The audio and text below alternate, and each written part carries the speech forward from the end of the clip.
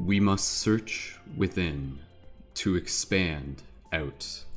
Aloha, shifters, dreamers, multi-dimensional friends, light guardians within this beautiful holographic matrix. My name is Brendon, aka Mystic Spider-Man, Skull Babylon, welcoming you to another live recorded inspirational team podcast presented through Paradigm Shift Central, a portal for inspirational conscious creators and leaders doing what we can to be able to help accelerate and assist with the collective shift in consciousness. This is one of our another one of our Synergy Circle team podcasts. We do these every Thursday, and as per usual, this is going to be an exciting paradigm shifting adventure that we are going on into the topic of spiritual wisdom of the hollow earth. So I am joined here once again by some fellow amazing leading members here in the community. So fellow leading members in the community, go ahead and gently unmute your microphones as we switch things over here to panel view, and make some noise and send some love to all the other people who are tuned in and watching this broadcast on all platforms in the future throughout time. Whoop, whoop, whoop. We love you guys. Go ahead, make some noise. Whoop, whoop, whoop. Ow, ow, ow.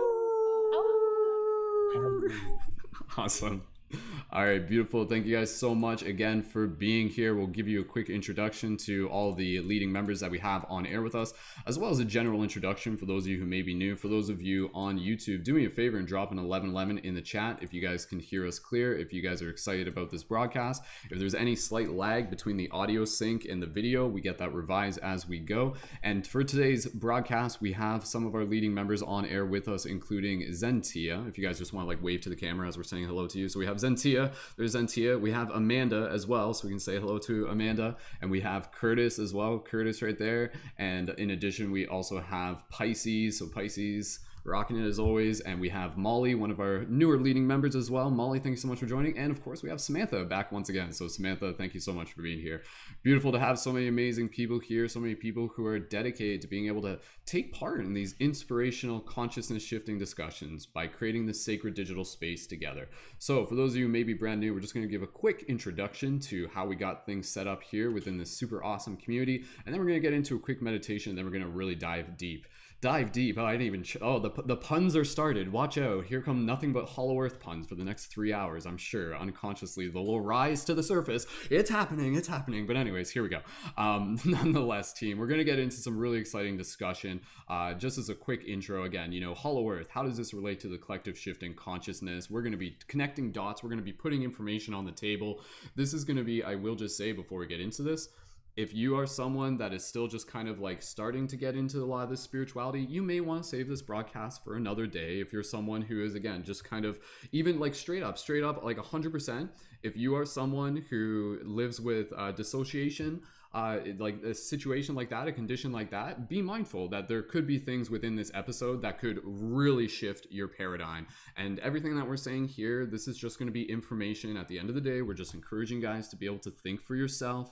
I'm here to be able to explore, have fun talking, and to be a seeker of wisdom and truth, and to do our part as cosmic citizens to try to understand this bigger cosmic picture that we are all a part of. If that resonates with you guys, I just wanted to be able to put that out there. Drop a 777 in the chat if you guys are cool with that and ready to be able to open to the idea that this could shift your paradigms in some very big ways as we move through this. So we'll be talking about it. We'll be talking about spiritual lore. We'll be talking about experiences. We'll be talking about all sorts of information as we move through this. I've been doing a lot of research, but we'll talk more about that once we get past the meditation. So for those of you who are brand new to this, again, my name is Brendon, Mystic Spider-Man, Skull Babylon on YouTube. Make sure you guys are subscribed on those platforms if you're looking for more.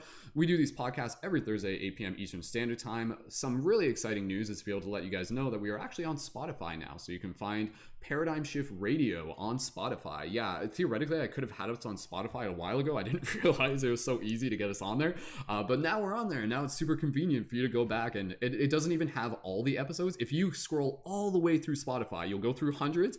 It goes back to 2015. Our original episodes actually go way back to 2012. We're like beyond Spotify's limits. We have so much paradigm shifting content there, but you guys can go back, check out some really cool past episodes. We've got a lot of like guest interviews with a lot of like people that you'd probably recognize, like even straight up, like we have like an interview with like Ralph Smart from 2013, which I guess Is it on Spotify? Because it's too old. Nonetheless, we got more content coming your way, so be sure to check us out on Spotify and follow us there.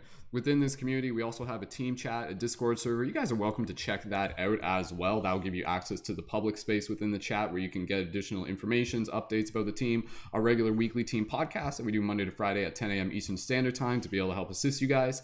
And of course, you guys can join as a leading member by joining on Patreon, and that's when you can get to take part in these broadcasts on air, plus additional benefits to be able to help support you as a conscious media creator. And you can find the links for the Patreon in the information for this video, as well as through the links in my profile on TikTok and YouTube at any moment.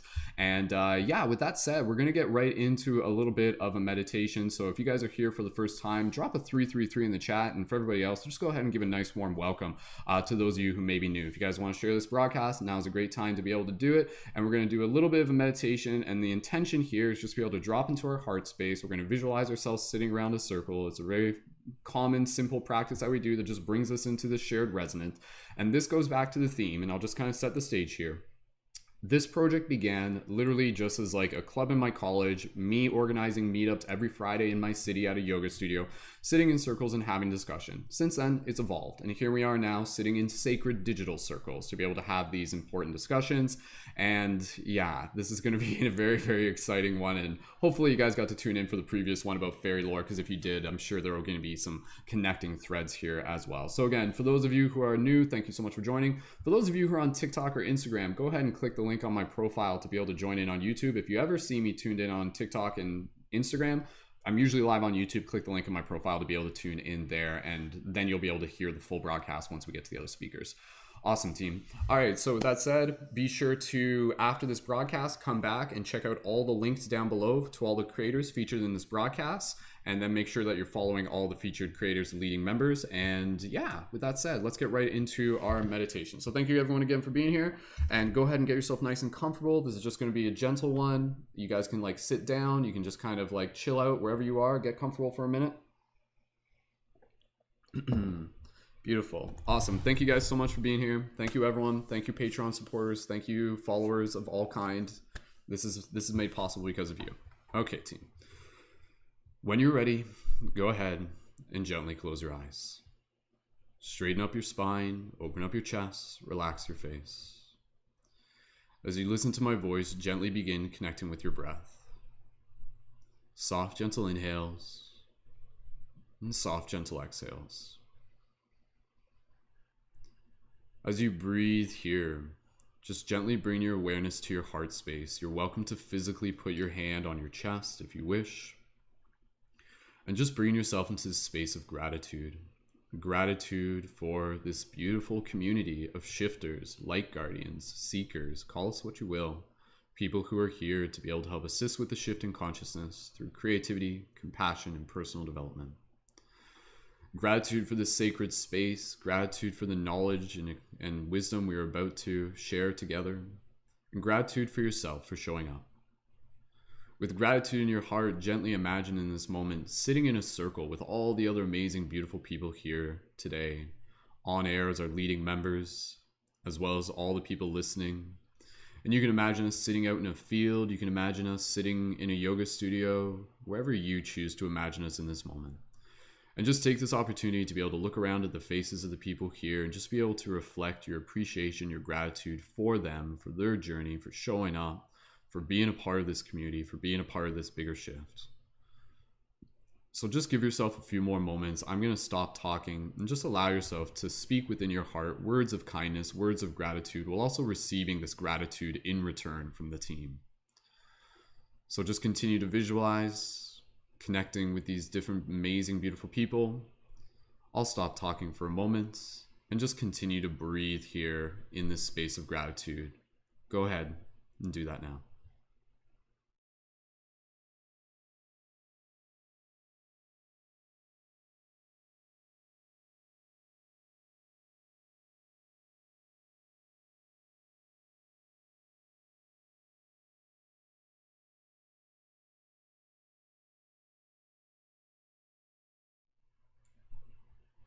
Beautiful. With the gentle rhythm of your breathing, just continue to hold this vibration in your heart. Any other words of kindness, go ahead, speak those now. and one particular phrase of kindness to the team, what would that one phrase be? Just one phrase of kindness, of encouragement. Go ahead. Speak that now.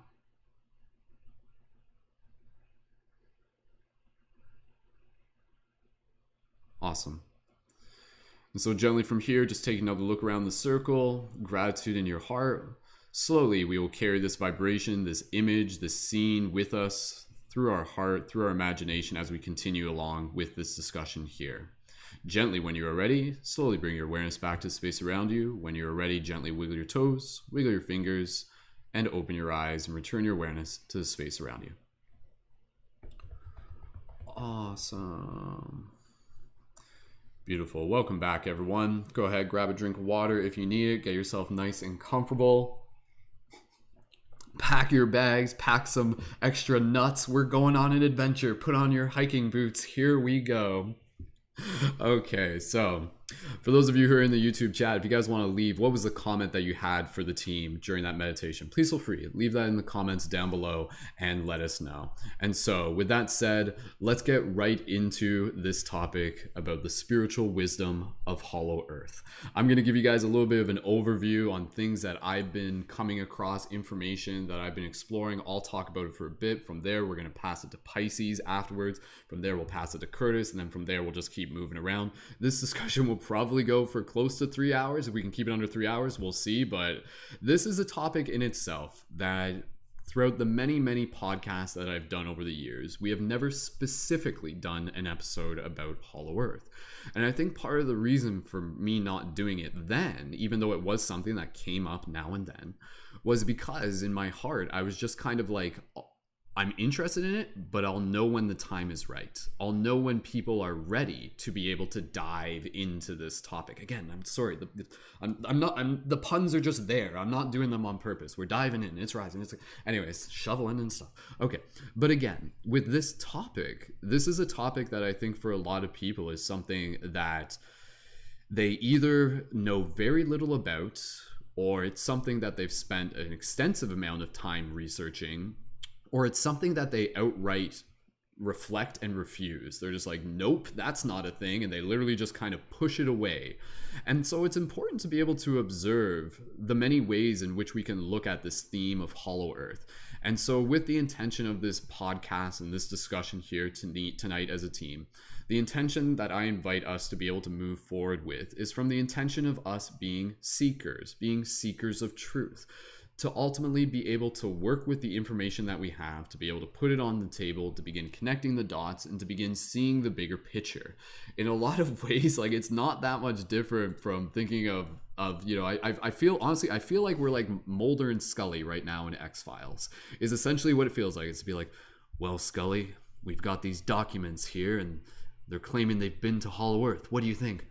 I don't know, Mulder. Looks like we'll have to stay up all night, and this is going to be a late one. Oh, here it comes, right? And then it's like, you know, and then like it's just going to be one of those ones. So get your coffee if you want it, and really inviting yourself to be able to sit down and vibe with us as we have fun talking about this. And I really want to be able to invite a bit of that playfulness into this, because this is one of those topics where if you're really just kind of like being like, this is truth, this is absolute, this is like, these are ideas, these are stories. I don't know exactly what's true, but what I'm working towards is being able to connect pieces together in a way that for me starts to make sense based on the other paradigms that I've had that have kind of begun to evolve over the years. And that's what I invite you to do. Now, I will say again, with the theme of Hollow Earth, this is something that I think goes hand in hand, and this is kind of a bigger idea, but it's important to keep in mind. This is very powerful, what I'm about to say. I think one of the most important things that we need to be able to be mindful of as spiritual seekers, as spiritual people going through an awakening and things like that, is to be in a situation where we are open to the idea that our understanding of things will constantly evolve.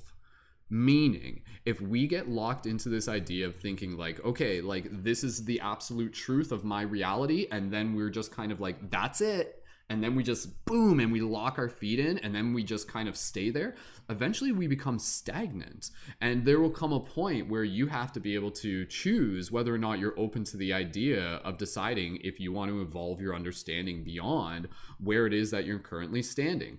And so that definitely ties in with Hollow Earth, because it's hard to be able to look into this topic of Hollow Earth without it really bringing into question a lot of other things that we assume are true, that we assume are real. And so this is why I think this topic is very triggering for some people. But the fact that it is triggering, and the fact that it is just kind of thought as being like this crazy thing, is actually something that for some of us who understand how this reality works should start to be interested, be like, well, why is it so suppressed? Why is this information so like, you know, like not looked at and everything like that? It's either, again, following up on the Fairy Lore podcast, it is either A, completely crazy, made up, and just fictional content and stuff like that, or B, there's something there.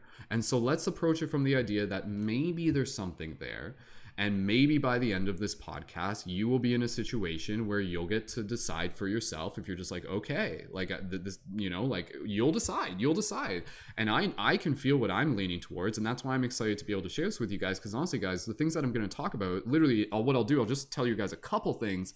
We're still just leading up to this, I know, where it's kind of like just building up the hype here, but there's going to be some things that I'm going to talk to you guys about that will completely change your paradigm, especially for those of you who are like knees deep into spiritual community stuff and everything like that. There are some ideas here that are completely different from the ubiquitous understanding in terms of spirituality. So where to start? That is a great question.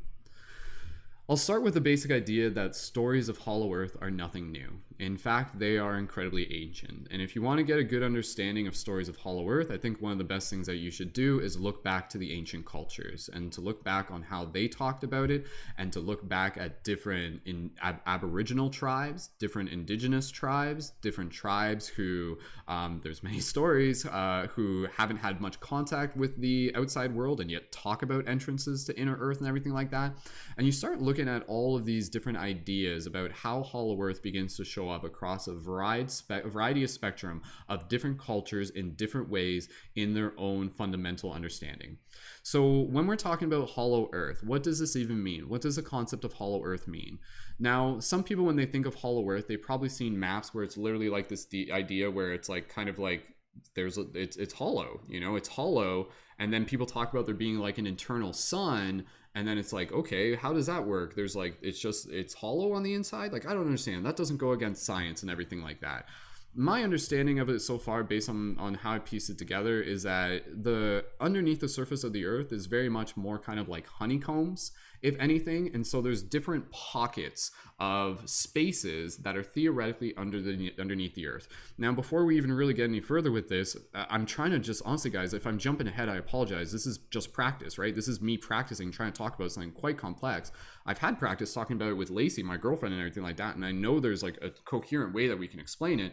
But let me just kind of hit upon a couple things, and then we'll get into Pisces, and I'll share more stuff with you guys later. But in terms of Hollow Earth, this is... Should I just tell you guys like straight up my understanding? Do you want me just like fully just lay it on the table? Because I feel like I'm like having trouble because I'm like holding back.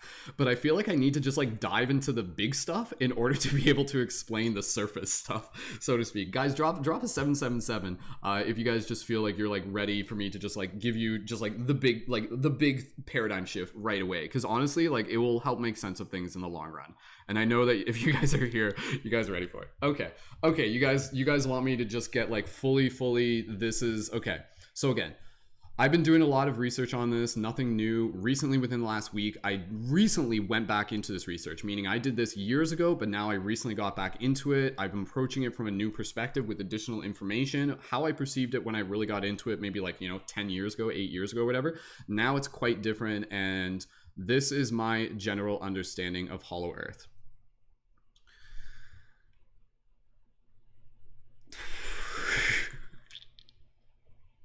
Okay, how do we do this? I'm gonna do this. Okay, here we go. So basically this is the idea. With inside the surface, quote unquote surface of the earth, there are several different civilizations, and several different cultures. The big idea that may be true and maybe not, but for me it kind of opens up some idea to things, and I'll just get right into it, is that what we identify as the hollow earth is a very multi-dimensional thing. It's not always going to be this literal thing where it's literally like just like this giant cavern inside the earth. It appears to be very multi-dimensional, meaning that even the earth as we think it of it may be quite different from how we think of it. We almost need to start thinking of the earth as more of kind of like a dimension that can be similar to harmonic scales within music, meaning where we are is kind of like one frequency, and then there's like kind of like layers and things like that, and so there's other layers of frequency literally underneath the earth's surface. And so the big thing here is that underneath the earth's surface there is basically this idea that there are entrances to what can basically be thought of as like dimensional spaces, or like 5D spaces. And so within these dimensional spaces there are literally other civilizations that live there. Again, anything I'm saying, guys, I'm not saying like this is 100% true. This is just like this is just a story. Let's just see if it makes sense, and then we'll move it over to Pisces. These civilizations basically have what we identify as like advanced technology, UFO technology. They're highly consciously evolved. There's many different races. There's many different cultures as well. There's supposedly at least 7 different giant cultures of these things underneath the earth. And each one of these different cultures has kind of appeared in different ways related to different historical spiritual beliefs. This is where you get the Hindus talking about it. This is where the Tibetan monks actually talk about it. There's another side note here. There is literally one of the big temples in Tibet literally is understood to be one of the entrances to the inner world, to the underworld. And even the concept of underworld is another term for it. And when you start looking at things, and you start looking at things like Alice in Wonderland, Alice in Underland, you start to understand that the underworld, as we're referring to it, may not be any different from what is essentially the fairy realm that we were literally talking about last week in some degrees. Some areas of it may be much more physical and dense, but some areas, and this is again based on information I'm putting together and stuff, appear to have more ethereal qualities. And in different spaces of these places underneath the earth, again, we're thinking that the earth is more kind of like a honeycomb, but it's also multidimensional. It's probably a little bit outside of our we can understand it, but it's hard for us to understand, but it's still basic. In these places within the earth, there's actually like a different electromagnetic charge. And this is why you hear commonly of and this is why you hear commonly this idea that within hollow earth in these regions there's like bigger vegetation, bigger flora, bigger like grapes and bigger apples and things like that. And the humans are bigger. The literal humans like are bigger. They grow like 12, 18 feet tall and everything like that. And so this is kind of like the big kicker and stuff like that. I'll try not to say stuff like that too much. I just became self-aware of that. But what is the big kicker here is basically these ancient civilizations are our descendants. And so the big kicker here, again, I'm not saying this is true. I'm just saying maybe it is, but honestly, it starts piecing in with a lot of stuff. There is the idea that we as humans on the surface actually are descendants of people from these other realms that literally came to the surface. So yes, you can still look at this idea that maybe we evolved from apes. Maybe that's also true. But if you start looking at this idea, it's possible that the cultures that we see on the surface could have literally been civilizations from these inner realms that literally migrated to the surface in different ways. And what's trippy is if you actually listen to the Native Americans, their origin story literally is about them coming up to the surface out of the Grand Canyon. Like that is their understanding, right? Their understanding isn't, oh, we evolved from apes. Their understanding is we came to the surface and stuff like that. So you start getting into, you start getting into this idea where this is, I'm going to give you guys, like, this is the big kicker. Even things like Atlantis and Lemuria connect to Hollow Earth, where basically what we identify as Atlantis and Ymir could have been these civilizations literally moving to the surface of the Earth for a period of time, and then when cataclysms arose, some of them literally went back. They literally went back. There are many accounts of entire large groups of people, in particular Vikings who landed in Greenland way back in the day. They made contact with the Inuits, and basically they disappeared discovered and the Inuits knew about this wonderland. They called it Wonderland, and they basically referred to it as like this like beautiful kind of like place beyond the icelands, where it was like tropical and flora and fauna and stuff like that. And we'll start getting more into the model of the Earth and how this relates to it as well, because there's in some places where there's literal entrances like caverns where you would have to travel deep down inside of them, but then in some places there's literally this idea of the entrances being in the pole. And so part of this idea is literally start to think of the shape of the Earth. And again, this is just play with it, like, okay, we've been taught it's a globe, maybe it is, but maybe it's not entirely a globe, where basically you can think of it more like a donut. It's more like a donut, and so like on the surfaces you can literally travel around the surface. So we think that Antarctica is just like flat and ice. The basic idea is that if you go past the ice walls of Antarctica, like there's like a literal ice wall there to stop us as humans, to like keep us contained. And if you go past this ice wall, eventually you will literally end up in like the tropical regions that are another ecosystem that are related to, again, this inner Earth, hollow Earth. Curtis, is this making sense with you? Like I got a few more things I want to be able to hit upon, but I know Curtis has kind of dived into a bunch of stuff on this. Curtis, thumbs up on this. I saw you like kind of like doing some stuff there. Okay, cool. Okay, I'm just going to keep going, Curtis, and because just I want to be able to piece together a couple more ideas. Guys, I appreciate you just allowing me to, again, I'm not trying to hog the microphone, I just want to be able to give the picture here, because this is a big idea.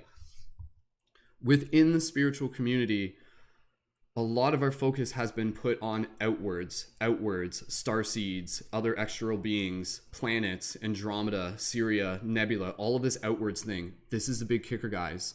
Why? Not to say that's all true, but the real truth is going in, going under. Like this is the big paradigm shift. So the big paradigm shift is what we may identify as a lot of like the UFO phenomena are actually coming from these civilizations that are part of these like kind of higher dimensional spaces. And they're literally coming from these spaces and interacting with us here. Not to say there can't still be things coming from space. I don't know. Again, I haven't been there. I can't say for certain. But it seems to be that literally this idea of the inner world and the underworld is where our strength resides and where our truth resides. And so if you look, because again, this is a big kicker. If you start looking at modern day Christianity, basically they told you and they started creating this mythos that there's like a person in the sky and that heaven is up and that hell is down and bad. Basically, we've gotten to the point where it's like, wait a second, if the church is telling me something, it's usually the exact opposite of whatever the hell the church is telling me, right? I'm sure some of us can sort of start to see that, but you can still see it in metaphors. There's still some reality to that nonetheless. But basically, if you think about it, we've created this mythos that has turned us away from looking down, that has turned us away from looking inwards. Everyone's kind of like focused on heavens and angels and up and up and up. And we have this idea of quote unquote like ascending and ascension, everything like that. But this is the other idea. What is there for us if we start looking about going inwards and turning inwards and looking inwards to the surfaces and things like that? And this is basically where, again, we find this idea that there literally could be higher advanced conscious civilizations, and they are connected with what is happening here. And this is the idea that there has actually been contact between these underground people and surface people over the millennia, and they were concerned even at times when there was wars on Earth because it was also affecting them and stuff like that. So like when there was like atomic bombs and stuff going off, like they tried to make contact because they're just like, yo, like this is dangerous for all of us, we got to like get control of things and everything. And so this is where you start getting into there's stories, and we'll talk about Admiral Byrd a little bit later, and there's all of those other stories. But yeah, so those are kind of the main things to be able to hit upon, is this idea that, long story short, this is just an idea. That's all it is. And maybe there's truth to it, maybe there's not. It's up to you to be able to decide. The fact is, like, I'll say this real quick. There's the reality where Hollow Earth is quite real. But maybe now that's not the reality that some people are in. And that's okay. Like, we don't think about it that way, but it's like, what if there is literally like quote unquote more than one reality? And so if you're open to the idea of aligning with the reality in which Hollow Earth and Inner Earth is actually a thing, then maybe that's what allows you to be able to connect with it. Because the other themes within the Hollow Earth stories, and I'll just say this and I'll pass it over.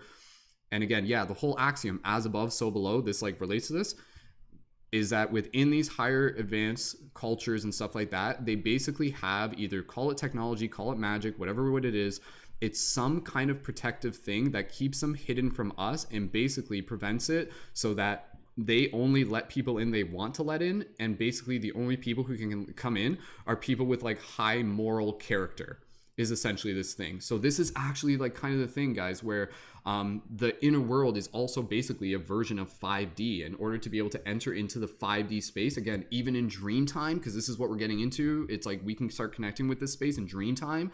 We don't literally have to go to a cave entrance. We can literally connect there in dream time.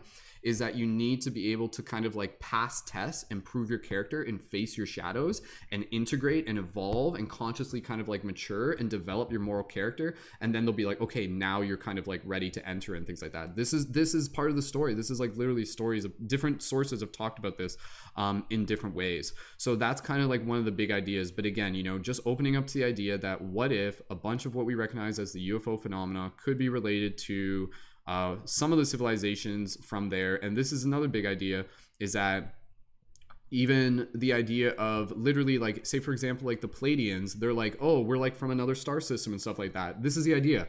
This isn't my idea. This is an idea that the Pleiadians are actually saying that to be able to protect themselves, but the Pleiadians are actually part of one of the civilizations under the surface, quote unquote, under the surface as well. So like that, if you think about it, like that would make sense for them. They're like we're from another planet. Woo! And I'm not trying to make fun of them honestly or anything like that, but it's more so kind of like the idea.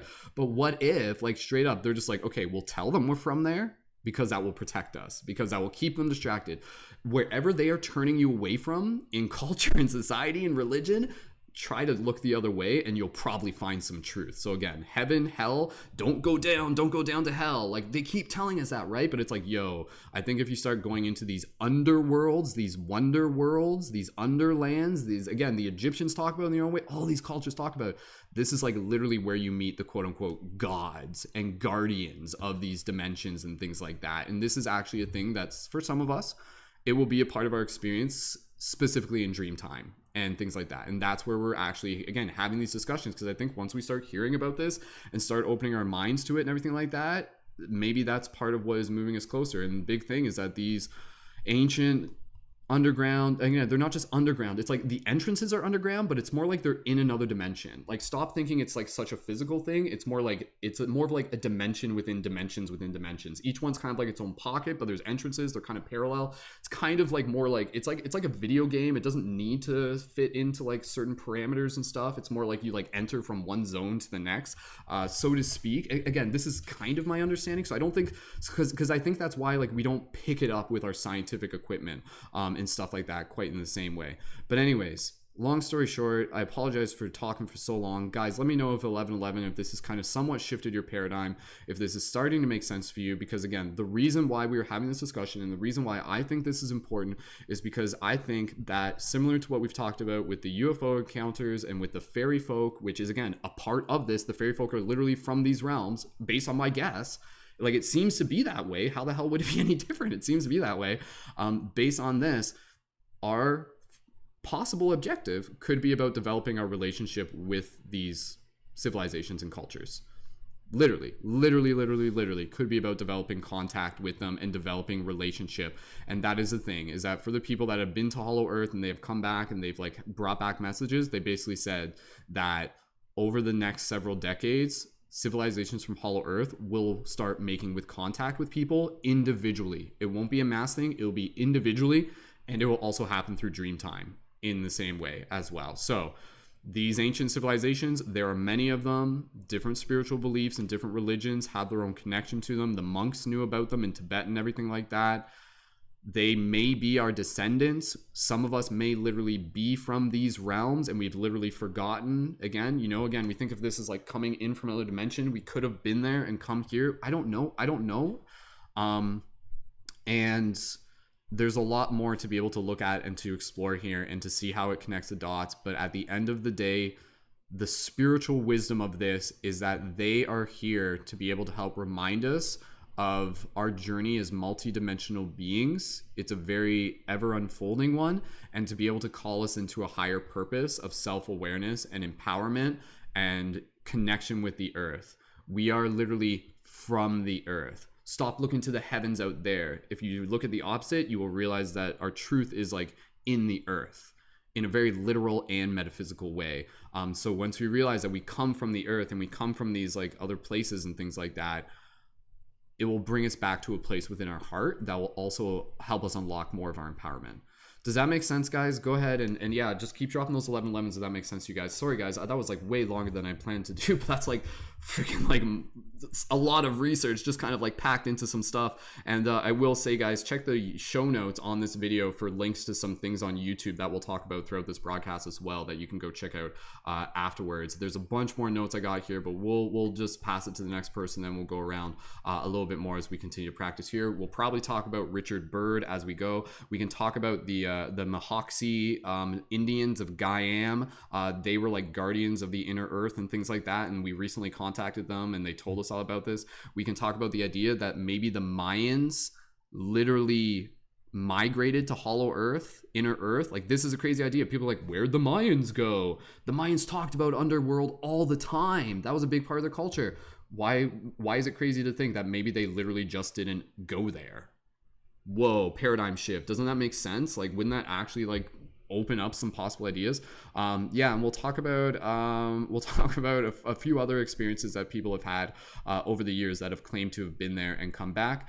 And yeah, we'll talk about some other references that you guys can check out to be able to dive in and learn a little bit more about this as well. And there's also stuff related to like Hindu mythology and everything as well, which again, I'm not an expert on all this stuff. So if you guys know stuff in the YouTube chat, go ahead and let us know. With that said, Pisces, can I get a thumbs up? And please let me know if anything. Can I get a thumbs up on you guys? Was that okay? Like, did that shift your paradigms and stuff like that? That was some pretty cool stuff. Okay, cool. Because that's why we're here, guys. It's not just like, oh, this is crazy. It's like, how can we take this information and structure it in a way that will give us a platform for our empowerment and to explore a deeper mystery in ourselves? So Pisces, gonna pass it over to you. Thank you so much for your patience. And with that said, Pisces, go ahead and briefly introduce yourself and tell us a little bit about even just like feedback, if anything, what I said there, because there might have been some new ideas I said there where like, whoa, okay, this is like, how does it feel for you or anything? And then tell us anything else you want to share. Pisces, welcome. And when you're ready, go right ahead. It's too funny, and not at all surprised you say the thing about there might have been some new ideas. Give me some feedback because, as you know, as soon as we start doing these things, all of us come together like puzzle pieces, and our ideas come together like a collective consciousness, and the picture is like, whoa, for everybody to see. So it's like all the things that I had were just boosted and amplified and multiplied and clicked into place after hearing what you had to say. So, for those of you who don't know, my name is Melissa, and I go by Pisces Psyche on most of my platforms except IG. That is Pisces 8 Psyche, and the number 8. And I am passionately working on lifting the veil of forgetting to assist all of you in unlocking that mountain of untapped potential that's inside of all of us. So if anyone's interested in seeking some more personal, in-depth guidance in that area, please find me on my platforms and let me know. Shoot me a DM, send me a comment, anything. I'm here for you. That being said, I'm super excited to talk about Antarctica with you today. And if any of you, I can't see the YouTube comment, so I might ask anyone chirp in if you see something like a direct question for me, please. Let's go right ahead in talking about all of the mystery that surrounds Antarctica.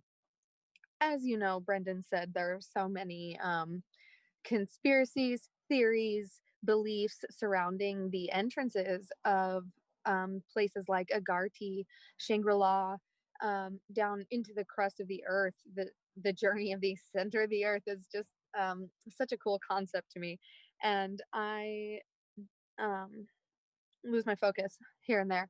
And I know that it's hard to fathom. Like, in your head you think, okay, there must just be like a straw at the North Pole and the South Pole. You can just hop in an elevator and get down there, and it really is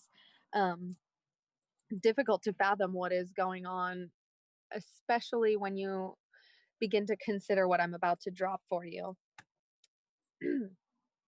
Back in 1974, there was a mysterious appearance of a hole in the ice sheets. This was no ordinary hole, mind you. Of course, this leads back to the crustal displacement theory, which is not a proven theory. But as many of you know, we have, many of you know, I hope, we have a lot of shifting ice, melting ice, polar ice caps moving around. And this can create holes near and around the edges of these ice sheets in Antarctica. But this particular hole was, we're talking kilometers away from the edges. It was very strange. And the scientists were like, whoa, where the hell did this come from? And one scientist was even recorded to have described it as if, quote unquote, someone, not thing, someone had punched a hole up through the ice. Let that just sink in for a moment. That leads me to my next point of this oh so elusive and evasive project. 6-year long project put on by NASA called Operation Icebridge. This operation was described as keeping a study on the movements of ice sheets, the melting of ice, the how the polar ice was affected by climate change, and basically my this was specifically an aerial surveillance project put on by NASA, clearly. And my indication, which I love, is that after about a few years in 1974, this hole hanging around mysteriously disappears, covers back up, closes entirely. 2016, it reappears. Still here as far as I'm concerned. Someone please update me if I'm wrong. I actually, my research is ongoing at this moment. I am so excited about this research and the ideas around the conspiracy about the North Pole, the South Pole being entrances to these types of inner dimensions, that I continued on to my research and watching you can find, if you search up the PBS NewsHour on YouTube. 6 years ago, a study was performed by some scientists to see how water and minerals were affected once you got really deep down into the earth, because it seems like it'd be hard for life to exist in earth if it didn't have water, right? So they start doing this experiment, and they were able to dig down deeper, the deepest they've ever been in the crust earth. The deepest they've ever been in the crust earth is only like skinning an apple peel. Let that sink in. That's the deepest we've ever been. How are we supposed to know what's in there?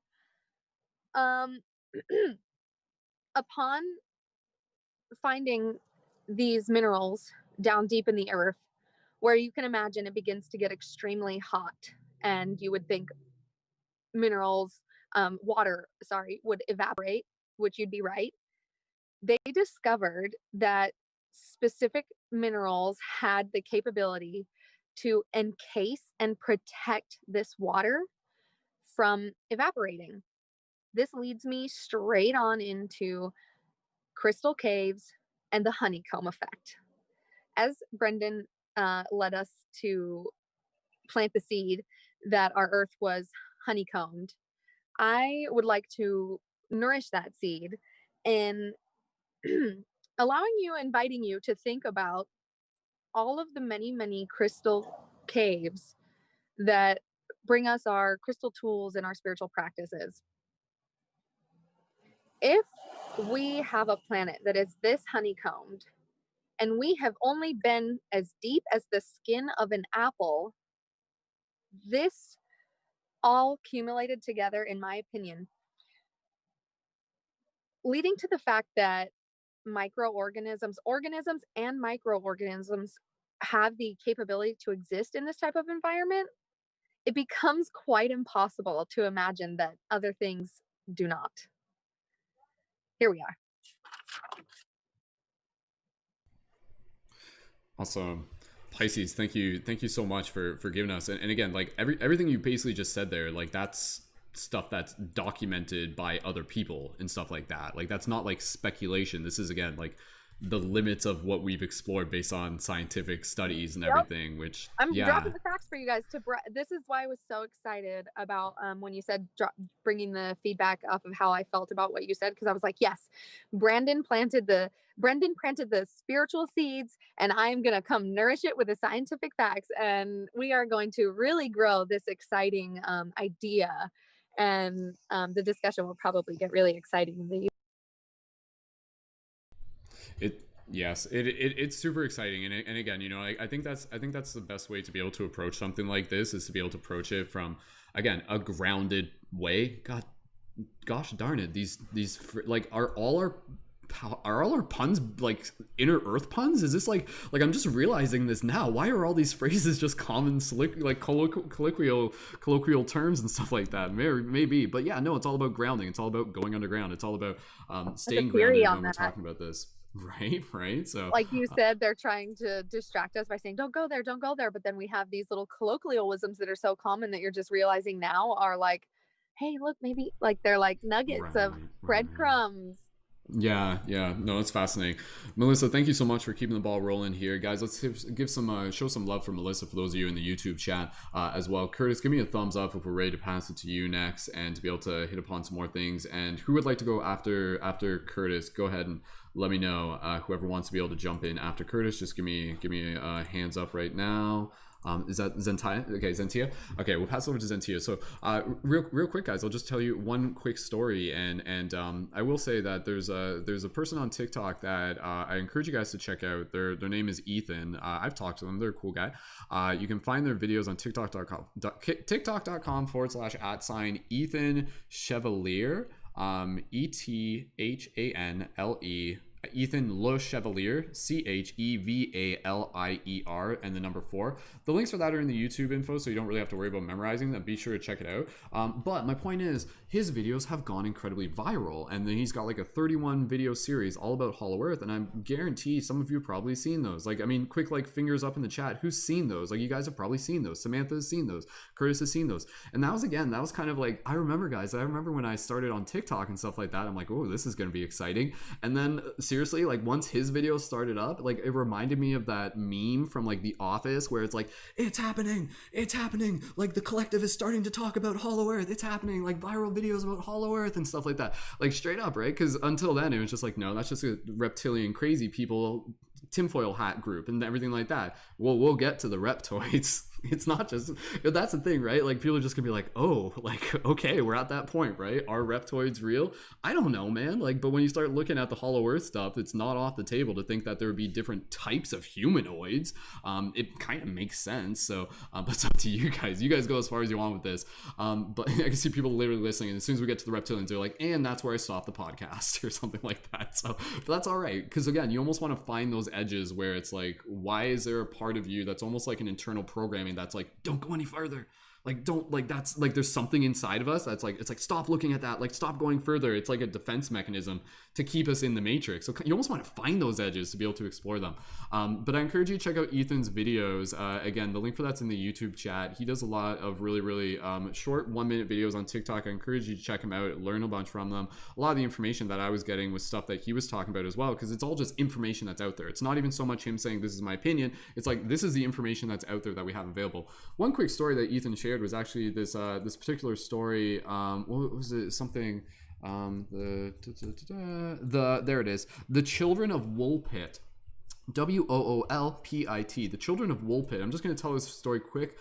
This was a story that I don't even know when this was, like 19 something, like maybe like, I don't know, like I don't, like maybe like 1920s. I'm not 100% sure.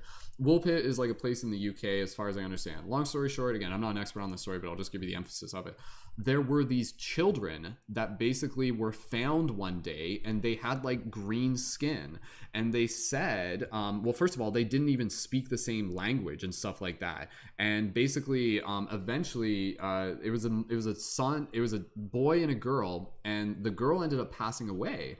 But eventually, like, the boy survived, and he was able to communicate. And as he grew older, he basically explained that her and him, like his sister and him, basically came from a subterranean world, and they were like following their cattle, and they ended up getting lost, and then they just like kept going further, and then eventually they like somehow ended up where we are.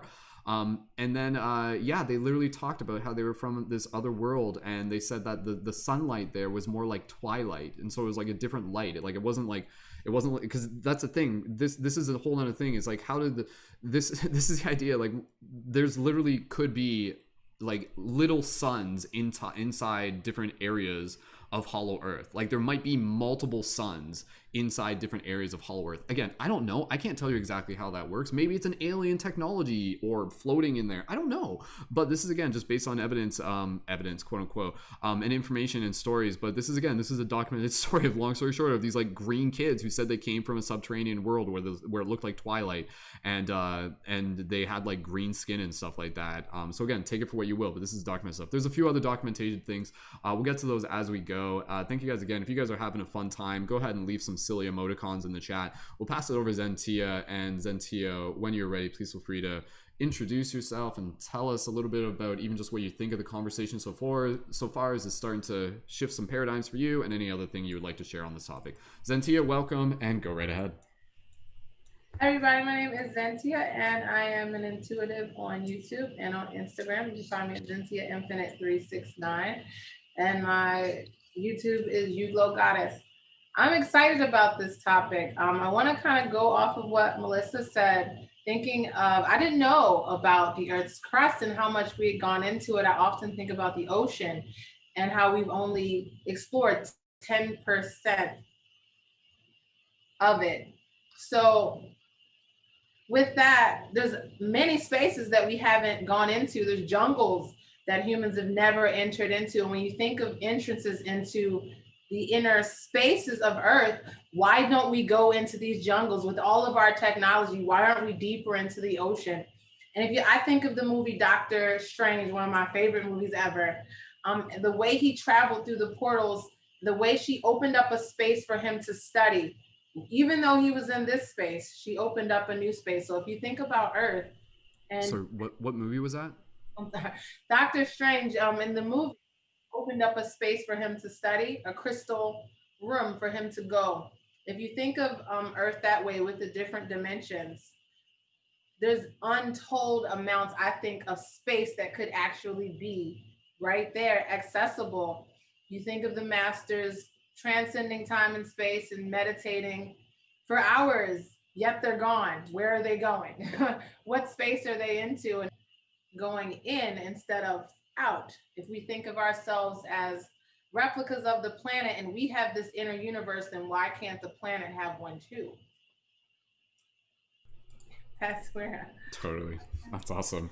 Thank you so much, Zentia, for sharing your thoughts on that. And yeah, like, again, it's I think when you start looking at the way how this reality works, it seems to follow this model of like things within things within things within things. So it seems that, yeah, like we, and guys, this is a kicker. Like, I don't know, this might like what if there's more stuff above us or something like that? Like, what if space isn't what we think of it or something like that? We'll talk more about that another day. I don't know, honestly. Like, I love space, everything like that, but we'll talk about that. But again, but even if it's like more of like from a multi-dimensional perspective, it seems to be this idea that like even what we are in is like inside something else, and then that's inside something. It's layers of an onion. So why, my point is, who, like, does it even make sense for us to assume that we're on the ultimate quote unquote top layer or something like that? Like, that's such a human thing or anything. Samantha, it looks like you're ready to be able to jump into this with some things to say. So again, just rolling things back into spiritual wisdom of Hollow Earth. Samantha, go right ahead, pass it over to you and add your excitement. I just loved what you had to say there. It's just that, like, kind of lost my flow though. I wish I just had unmuted myself, so let me bring myself back down. What was I saying? You can introduce yourself first too if you want to. Okay, hey, I'm Samantha Rose Paprin. You guys can find me on TikTok or Instagram, Samantha Rose Paprin, YouTube, Samantha Rose Paprin. I keep it simple. I don't do aliases. I tried and didn't pick up for me. I was Divine Lioness for a while. But regardless, hi, nice to meet you guys. I'm a spiritual mentor. I'm a life coach, a Reiki master, and I've been working, with ethereal, esoteric energies and studies and wisdom for quite some time now. And I made the video with Hollow Earth as like the opening in it, the one that Brendon made the sound for, the initial video for on TikTok, and it blew up. And with this, started this whole conversation of Hollow Earth with all of my followers. And it became, I'm on live right now on TikTok with them as well. And they're throwing me questions left and right. And I think like the best, most significant thing about this is that like all of our stories in some way, they link up, whether like you believe in Jesus, whether you believe in fairies, whether you believe in whatever your belief systems are, in some way we can find like correlations, and they're all intertwined. So what is my truth? What is your truth? What is the ultimate truth? I mean, my vision of the ultimate truth is that we are all fractals of this greater whole, right? So if we're all fractals of it, of course I'm not going to agree with what everyone has to say. You're different from me, but at the same time, you're the same as me. So why would I reject you? Because there is a lot of rejection when it comes to topics like this. And there's not a lot of open-mindedness. And I'm willing to allow your savior to be whatever your savior is, if you're willing to allow me to believe that there could potentially be an inner earth. But I don't even know. What if the earth is flat? I don't know. Ain't nobody proven anything to me. But the best part about it is that people think that we're not significantly special, and yet we're living on a planet that's orbiting through outer space. And who's to say that we're down here on Earth? That's where I was coming in before, and this is really the globe? And then there's like the universe, and then there's Earth. You don't know. We don't know yet. We really don't know. We could have other dimensional beings that we have not even connected with, that like people here on this earth have not spoken about yet, in this dimension have never spoken about, who are like, oh, you silly beings, there's yet more to learn and yet more to learn. Because in my theory of creation and where we came from and what I understand it as, is that like we're this God consciousness. We were really lonely, but we were like magnanimous. We had all of this power. And we had everything within just us, but we wanted to experience it as many different things. So we multiplied ourselves into everything that ever was. And the only people or things that forgot what we were the people. And so we're sitting here like God, spinning around going, who am I? What am I doing here? Who am I? What am I doing here? Chasing our own damn tails, fighting with each other, causing more and more division, which is less and less necessary.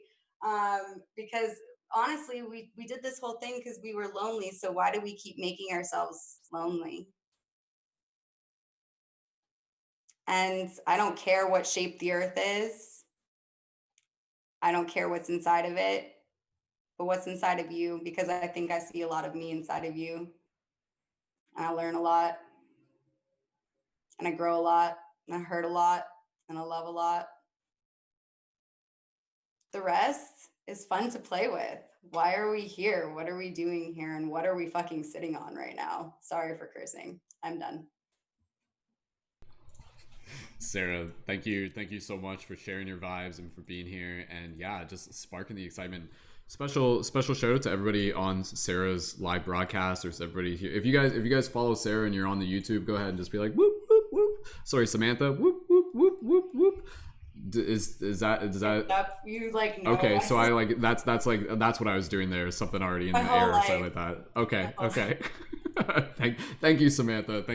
And again, you guys can find Samantha on Samantha robs the sun. Is that like, that's like what your Instagram handle is, right? Is that correct? Samantha Rose Paprin, but that's pretty boss too. I mean, like, well, that's what I was just, reading like, it. Shifting everything. Oh no, what I did? No, I apologize.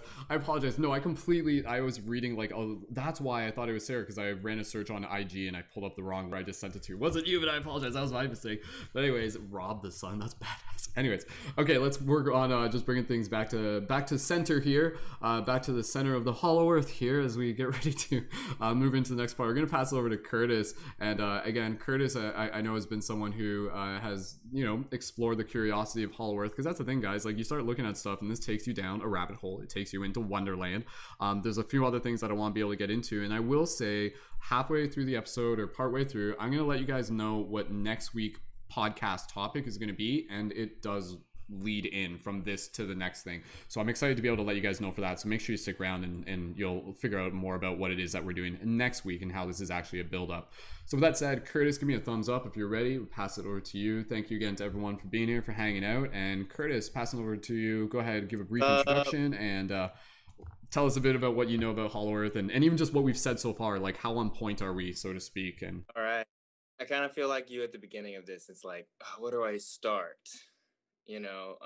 But my name's Curtis Hall, and I've been in music for a while. I don't really know what direction I was in high school, and then in high school, my senior year, I started getting into alchemy. I started getting into like Freemasons and like all this like weird spirituality and the evolution and then it took me to the turn of the Hollow Earth back in high school. Was like, and I didn't even know what this was. It was the Order of the Hollow Globe is this whole foundation that that's guarding this knowledge and stuff like that. But everyone's gotta realize that there's people in control of the media that's not gonna let you believe that this stuff is real, like, or even they're gonna try to, like, okay, I'm gonna get out there now.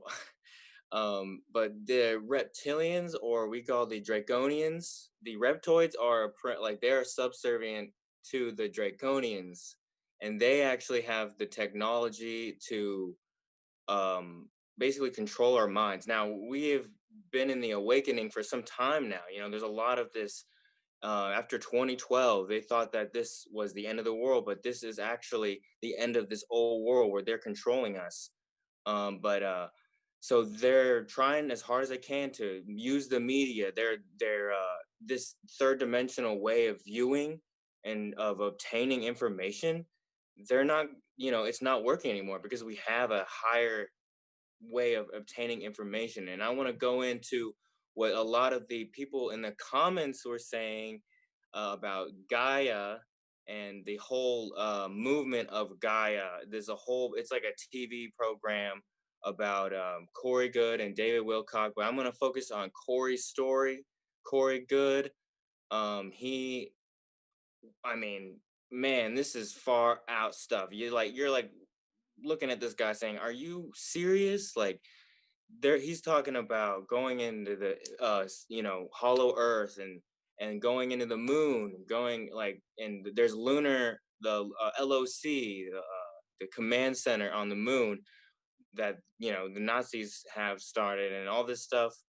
There's so much stuff, the whole history and stuff about it, but I'm going to go into the Anshar right now.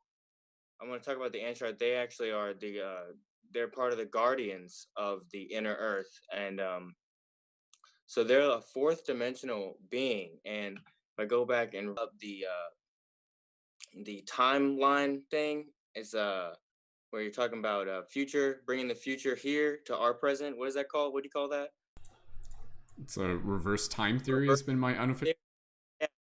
Yeah, and it's amazing. It says these people are they're humans. They have evolved from the future and are coming. And this brought me in learning that actually now pieces things together in terms of what we know and how long the Earth's actually been here, and how long, these aliens have been here. And, that's all what it is. But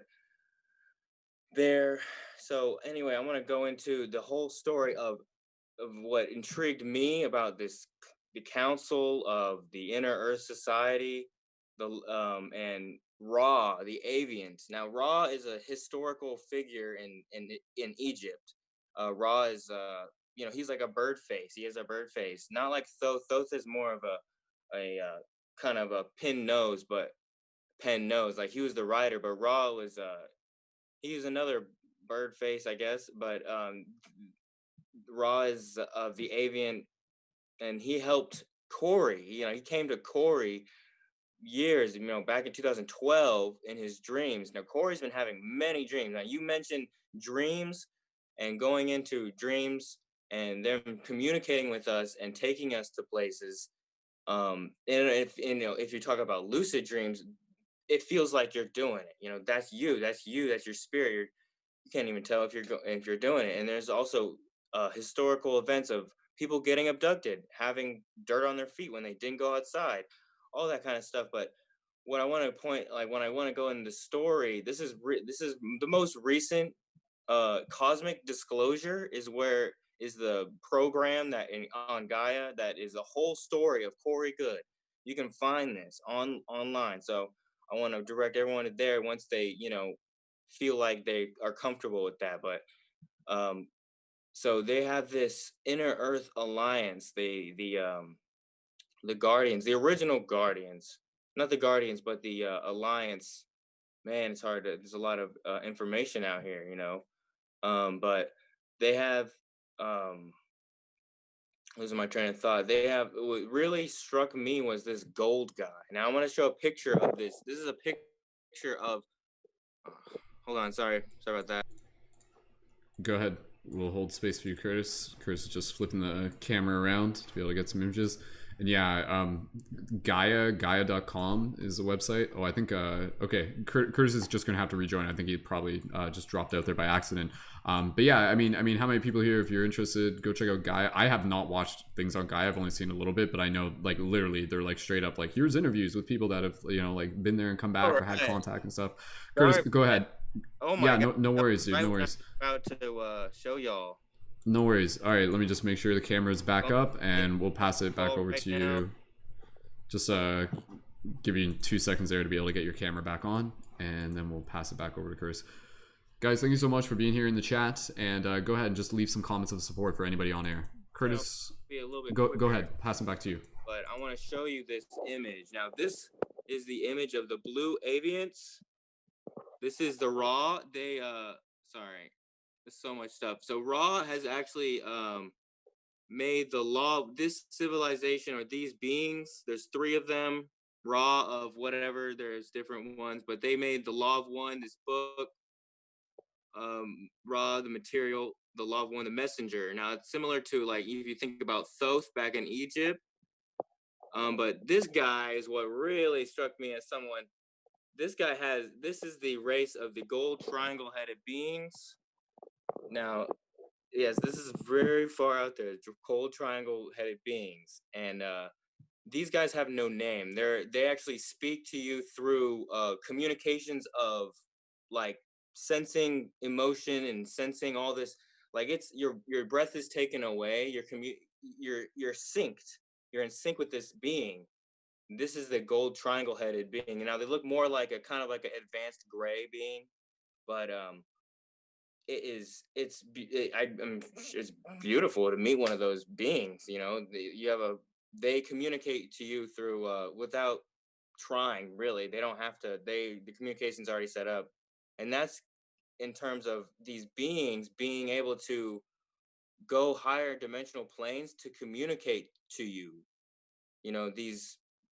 Talk about the timelines and stuff. Anyway, I wanted to kind of have a point to this. Talking about the Mayans now. This is someone talking about the Mayans now. Corey Goode had a lot of suppressed, or there's a lot of memories he needed to unlock. Now, these memories are very unfathomable memories. That he's trying to figure out and digest now. He didn't want to, the Mayans were they understand laws of time, very, very understanding, and they actually are the healers.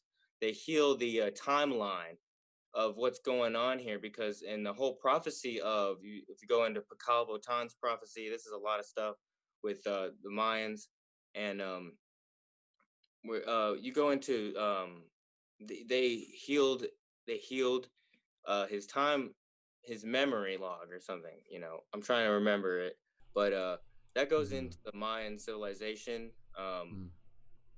In terms of our timeline of the universe, in terms of, because it was so crazy. They were doing an interview with Corey Goode and David Wilcock, and they were having dinner, and they he was asking, what is Ra? Is Ra the law of time? Is this avian being the law of time? Because it's created, and it's created separately. Like, these beings, they did not know that Ra created this law of time. It was strange, that they figured that, they pieced it out separate. But he's asking the question, and then for some reason, something told David Wilcock to go outside. Go outside. He kept asking, and he saw this rainbow, a double rainbow or something. This rainbow, and that came to my conclusion of what's coming. What's coming is, and they talk about a solar flare that's happening in the timeline of this whole. If you dive into the cosmic disclosure help, or this cosmic disclosure on Gaia, you can go in and look, and the whole thing with the Mayans is that I was doing research about the Rainbow Bridge meditations, and the Rainbow Bridge itself is actually an aura protection field for this so-called blast. We're activating the Earth into the next, realm, and who knows when that's gonna happen. This is a story, guys. This is a story beyond measures. This is where we have to use our imaginations and live in the imagination zone. This is what movies are for. We watch countless of movies. That's called partial disclosure. These movies, Star Wars, Star Trek, these recent movies that we're watching show concepts that are fantasy, but also at the same time they have relevance to a lot of these historical events. Pisces was mentioning all of this proof.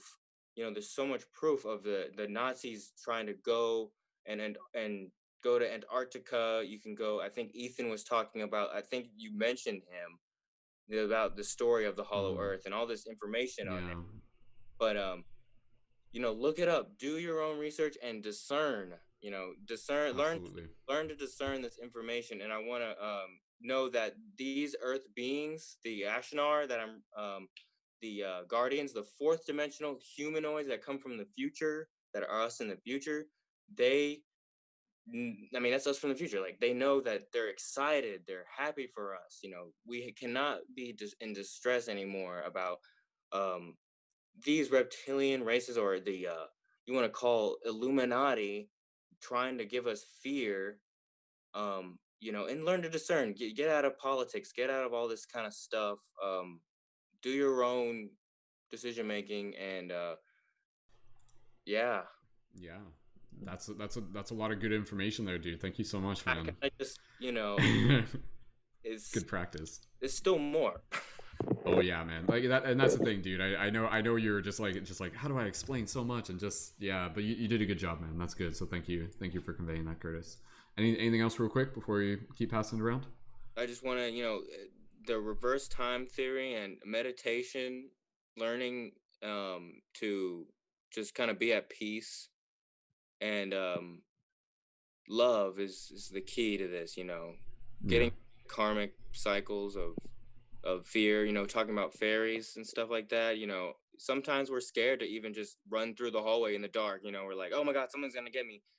In the dark, when you're running through the dark hallway, do you think someone's going to get you? But that's the whole thing. I'm trying to get out of that fear mode and learn to maybe meet a gnome and not be absolutely terrified and scare it.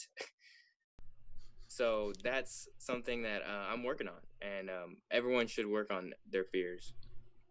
Absolutely, man. Absolutely. No, there's plenty of wisdom in the themes of the Hollow Earth and the themes of the shadows and all that stuff. And absolutely. So yeah, 100%. Curtis, thank you so much for sharing. And again, for everybody here, like, this is all just practice, guys. So if anything you hear, if you're just like, again, you're just like, oh, this is too much for me and everything like that, like, again, heads up going into this, everything is information, putting it on the table. And this is the important thing, guys. Like, this is I've mentioned this idea before in previous broadcasts. One piece of advice that was given to me that was very helpful with this idea of like see everything, like believe nothing, see everything, in a sense. Not to say that you can't choose to have beliefs, but beliefs in themselves can be boxes and limiting and everything like that. So let's just look at it on the table and everything. And I know there's probably a lot of stuff that Curtis said that we're just like, wait, like what that was brand new and everything.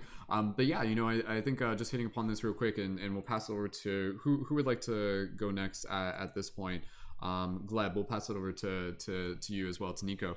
And yeah, I'm just going to mention a couple things real quick. And again, this is just based on information that's out there, and then there's a couple other things that I'll mention afterwards. So again, from my understanding, there appears to be this basic idea that there are different regions and different civilizations within the quote-unquote Hollow Earth. And so first of all, one idea is this idea that like the term Hollow Earth and Inner Earth can be thought of as two different things. I think there's probably like one idea where like maybe there is like one giant pocket inside of the Earth. And again, I'm not saying I literally think this is the idea, and within that there's like a big central sun, and that's like one big area, and then the inner Earth are more kind of like the additional pocketed areas going in like through the surface and things. I don't know, I don't even know if that is something that I fully believe in yet, but I heard one person saying that like technically like Hollow Earth would be more referring to like the actual center point of the Earth and that atmosphere and that bigger spherical area, and then the inner Earths are kind of like the areas that are in the crust area, like more so like the inner Earth would be like inside the donut, and then the Hollow Earth would be within the center space of the donut. Does that make sense? Just kind of create a little bit of a different understanding of those phrases if you hear them, even though they can be sort of used interchangeable. And again, you know, this idea of like of the terms that we hear all the time, like again, you know, Underland, Wonderland, Underworld. A lot of these cultures kind of talk about this and how they relate to, again, going back to like these fifth dimensional fairy realms and stuff. There's one thing that was really interesting. I'll just hit upon a couple things and we'll pass it over to Nico. This is a quote that explains these spaces by a Gnostic scholar, and it basically says, listen closely. He's explaining these planes. He says these are planes between spirit and our reality, an area where the ethers of spirit become nature and nature returns back to spirit, making it both physical and an ethereal realm. So again, hitting upon that idea, these are like partly ethereal realms, but they're also partly physical as well.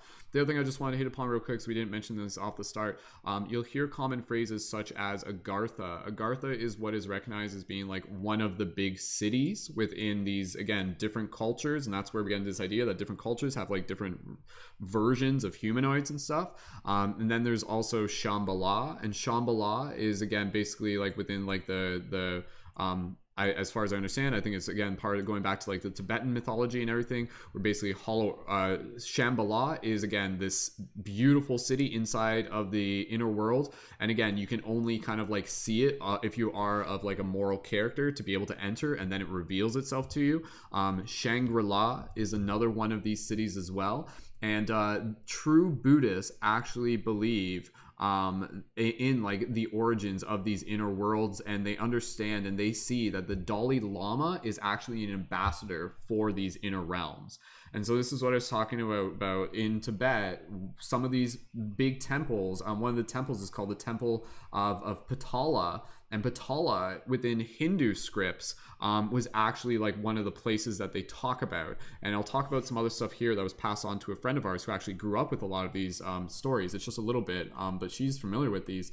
And so again, there is this capital in Tibet, and it's believed to be like a connection to this underworld. So again, just connecting into the monk thing. And then yeah, as Curtis was mentioning, there is this whole idea, and interpret it how you will, but and again, this is historical information. The Nazis, they had like a side group within them called the Thule Society, and the Thule Society was basically a branch that was focused on a lot of like the esoteric stuff, the stuff that was quote unquote beneath the surface, this like in a very like, you know, symbolic way, but perhaps more literal than we realize.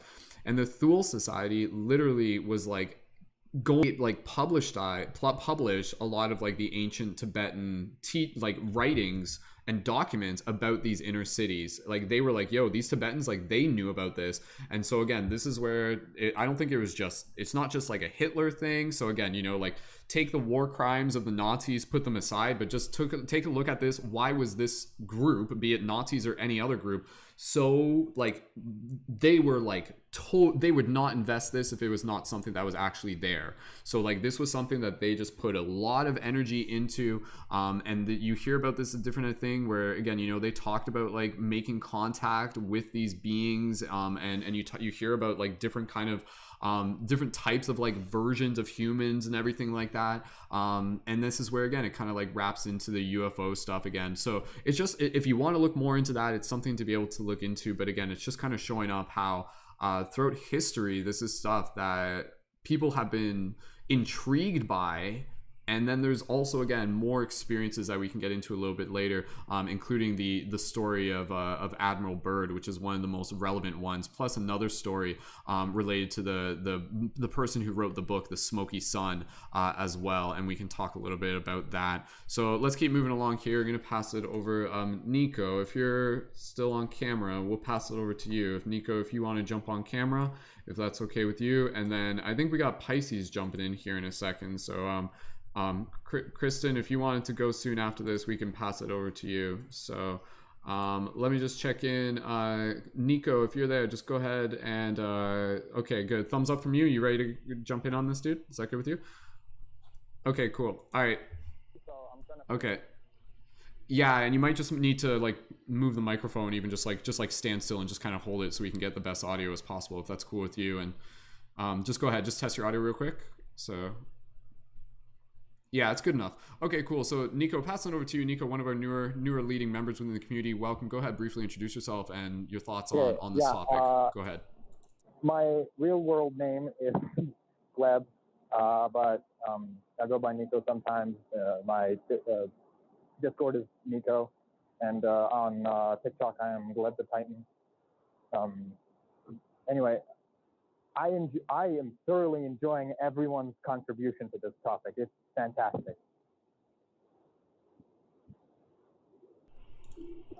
So what I would like to talk about is that, yes, all of these things that we're talking about are very likely to be true, but if anyone has here read the book or listened to the book Convoluted Universe by Dolores Cannon, she has, I think in her second or third book, that she has subjects. She's a past life regressionist, but she uses hypnotherapy instead of just, you know, kind of like going through.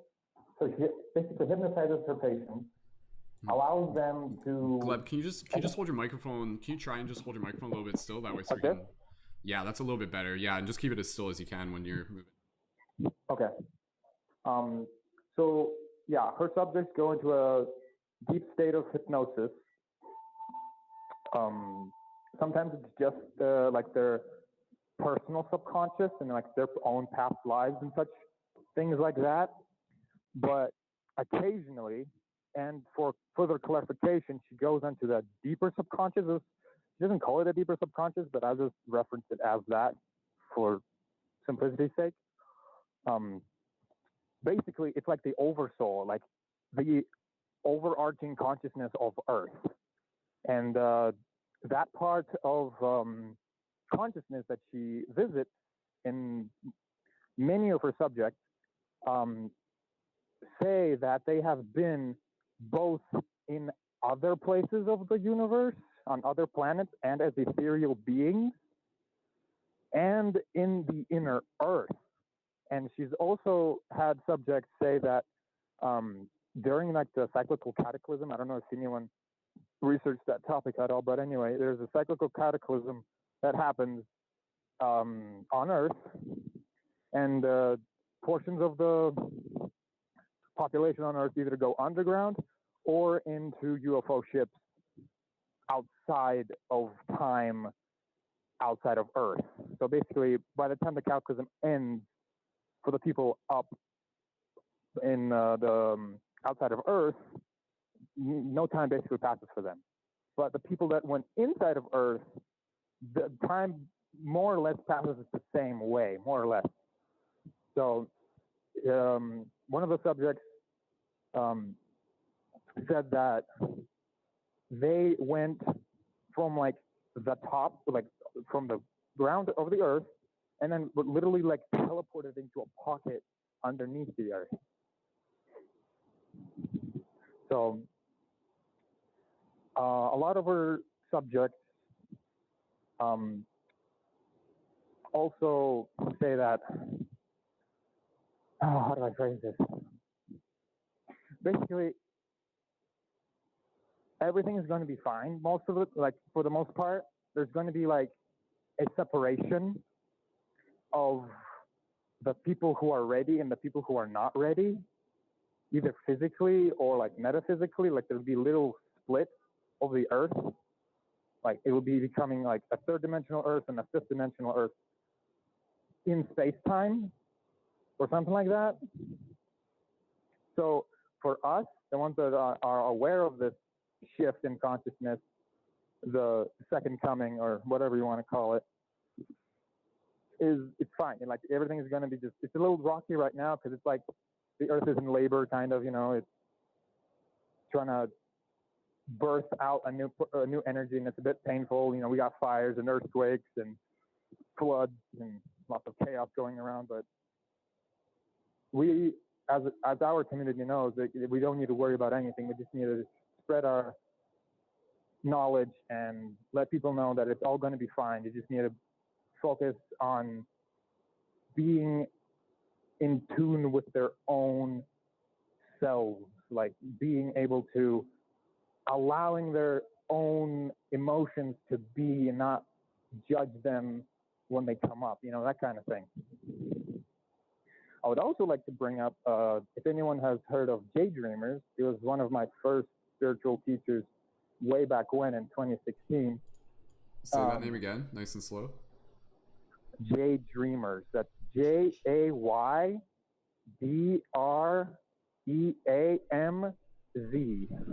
Okay, and is that a YouTube channel? That is a YouTube channel. He also has a website. So his entire teaching is based off of the model of the flat Earth, and he talks about how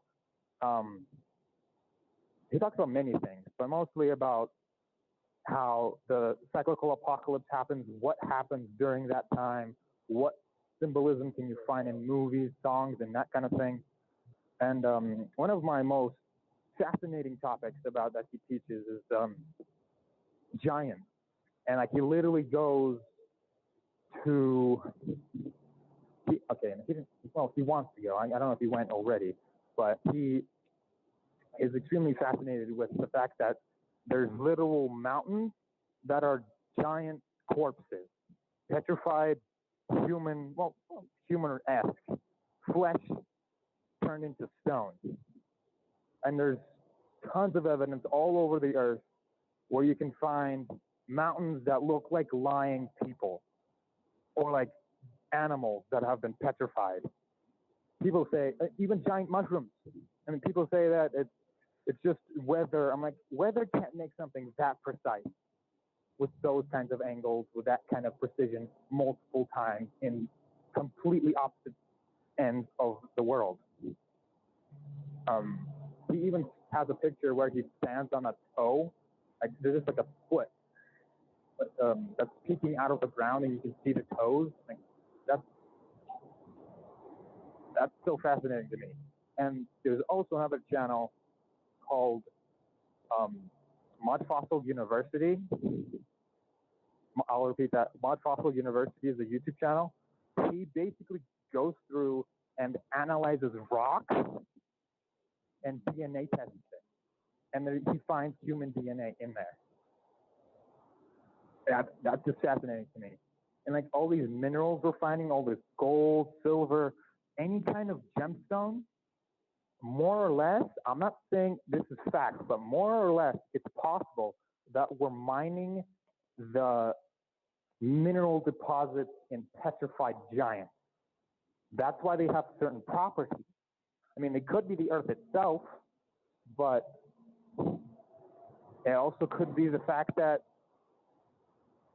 there's been, since this Earth has been so old, it's possible that the older mountains, the ones that don't look like people, are either just bigger giants that have been eroded, or it's literally just the Earth. Who knows? Like, I mean, it's a cool topic to discuss. And I don't think I have anything else to say, but thank you for allowing me to speak. That's awesome. Gleb, thank you so much for sharing. And if you don't mind, maybe you can just type in what the second name was for that user, and we'll make sure that we can put it into the show notes as well. Yeah, again, I know, so I saw some people leaving comments in the chat, this idea of like Devil's Tower, which is like this giant mountain that people are like, is that a giant petrified tree that was cut down by giants millions of years ago? Like, I don't know. But again, you know, as we just kind of move along here, Kristen has arrived. Kristen, would you like to take the talking stick next? We'll do that next? Okay, we'll pass it over to Kristen. And again, just keeping an eye on things. And at this point, guys, we're basically in popcorn style. So you guys just let me know if you want to jump in. Mollie, you're welcome to jump in whenever you feel called. And there's a few other stories here to be able to go into. Let me just decide which one would be the most relevant one in this moment. So I'll just hit upon the Mudfossil Indians of Guyam real quick, and yeah, and then I'll pass it over to Kristen. So again, this is a story of a tribe that is near Belize. It's again in like South America near Belize, and basically they didn't have any contact with the outside world until fairly recently. I don't know the exact dates and stuff like this. And again, this is information that's in Ethan's video. I had heard about this elsewhere as well, but again, you guys can check out his videos on TikTok, links down below as well. And long story short with this is basically they claim that they are guardians of one of the entrances to Hollow Earth, to Inner Earth. And apparently like there's many different entrances. There's like main entrances, but then there could also be like almost like kind of like magical entrances, which again is kind of like where we start getting into kind of like the fairy lore and more of the wizardy type stuff. Like, are some of these entrances like almost like quite magical, where like they're only meant for certain people who are at the vibration, where on one dimension it's just a rock, but then on another dimension it's like a doorway or something like that. Maybe, but long story short, these natives basically, they said that throughout their history they were guardians of one of these entrances, and they basically talked about being able to travel through a cave system, and it would take them 15 days. And then once it became 15 days, they said that there would be like these little orbs inside of the tunnels that would begin to guide them. So like a sentient orb or something would begin to guide them. And then eventually they would come into this like other space. And again, the things there are like bigger. So like there was like, again, like the fruit and everything like that was like much bigger. And there were actually these beings there that would have been like 12 to 18 feet tall, which honestly, guys, at this point, like going back to the fairy lore, I just find it incredibly funny and hilarious that from our perspective we're like, oh, look at these cute little fairies, these little cute little creatures, they're like up to my kneecap and stuff like that. And then here we are, if we were to go into another dimension, it's suddenly like we're like the fairies for them, like we're like these little like small creatures for them. There's like, oh, look at these cute little like humans coming down from the surface, like, oh, they're so weird, like what are they, and everything like that. It's just kind of funny because it's all perspective, right? You know, things are always relative to scale. So there might be smaller creatures relative to us, but maybe we're smaller creatures relative to something else. I mean, who's to say? So again, the Mudfossil Indians of Guyam is one thing that you guys might begin hearing about if you check more about that a little bit later. The other thing I'll just mention, just another quick story. This was a story by a guy named Olaf Jensen, and this was a book that ended up getting written called The Smokey God, which was, I believe, published in 1908. Long story short, Olaf is this story got published when he was an old man, but when he was a young man, him and his father were on a fishing expedition, and basically like their ship got pushed away in a storm, and they ended up in this land that they had no idea what it was, but it was like this tropical land, and they ended up staying there. They ended up like staying here in this land for like a couple years. I don't know all the details. There might have been stuff where there was like other people there and everything like that. I haven't read the book, but long story short, short, 2 years after they were there, eventually they tried making their way back to like the human civilization. On the way back, the ship crashed into an iceberg, and his father ended up dying, but he ended up getting picked up by fishermen. And then once he started to tell people about his story, what do you guys think they did? They put him in an institution and they kept him there for the rest of his life, unfortunately. And he kept journals about this, and he claimed right to his deathbed that this was 100% something that actually happened, that he went to this world. And again, in this world, he explained like the fauna was different, things were bigger. There's some, I don't know if it's this story, but there's some stories where you start hearing about the different creatures there, and they talk about there being mammoths in Hollow Earth. And this is where, again, you know, dinosaurs, maybe, depending on what stories you listen to and stuff, that very well could be a thing. Maybe dinosaurs like originated from inner Earth and came to the surface and things like that. Maybe did the dinosaurs migrate back to inner Earth just like the Mayans? Guys, what are we, this is like crazy paradigm shift right now. Get your tinfoil hats on, everybody. This is just going and going. But again, you know, like just putting the information on the table. So again, when he was older, eventually he got out of the institution, and then like some person approached him about this, and he had all these journals, and he wrote a book about this experience. You can actually find this book online. It's called The Smokey God, and the information for it is on the YouTube. So you guys can literally go and do your own research, which is, again, you know, the theme of what it is that we would encourage you guys to do in any form related to this information. Don't just take what we're saying as, you know, in the be all end all, but go ahead and look further into this based on how you feel called. We're going to get into another story about Admiral Byrd a little bit later. That's a big one. And then after that, I'm going to tell you guys about the theme of the broadcast for the week after this as well. And we'll keep moving along. We'll talk more about, yeah, like the idea of the poles and the shape of the earth, additional other experiences. And again, what I'm super fascinated with is, again, this idea of like how this overlays with dream time, and how this is the thing, guys, like in terms of like ascending, people are like, you have to like raise your vibration to ascend to the fifth dimension. Like that's, I swear that's what we sound like to other people and everything like that, probably. But more or less, basically, this is an idea where, like, as you kind of raise your moral character, you will be able to be given access to these higher dimensional spaces. And so this is actually kind of a real thing. I'm putting real in quotation marks, or it's a reality that you can tune into. It's not everyone's reality, but it's a reality. And part of being able to access into these 5D spaces, from what it appears to be, is literally something that is taking place within the dream space. And this is, again, leading off the coattails of last week's episode about the fairy realm. And honestly, for everything that we said about the fairy realm, you could go back to that and start thinking about it from the hollow inner earth perspective. I don't see how it couldn't be connected to the inner earth and the hollow earth. I literally think that like these spaces very well could be, again, you know, just like interdimensional places within the earth, so to speak. We're figuring it out. But anyways, with that, segueing it over to our local fairy expert, Kristen. and we'll hear what she has to say. And I know, Kristen, coming into this, you're like, I'm not entirely sure how much, like, you know, like this isn't something you fully dived into, but I'm like, stick around. I feel like there will be some ideas that will start turning, and we'll see where it goes. So Kristen, go ahead and let us know what your thoughts have been so far, even, and introduce yourself. And when you're ready, go ahead and take the magic stick.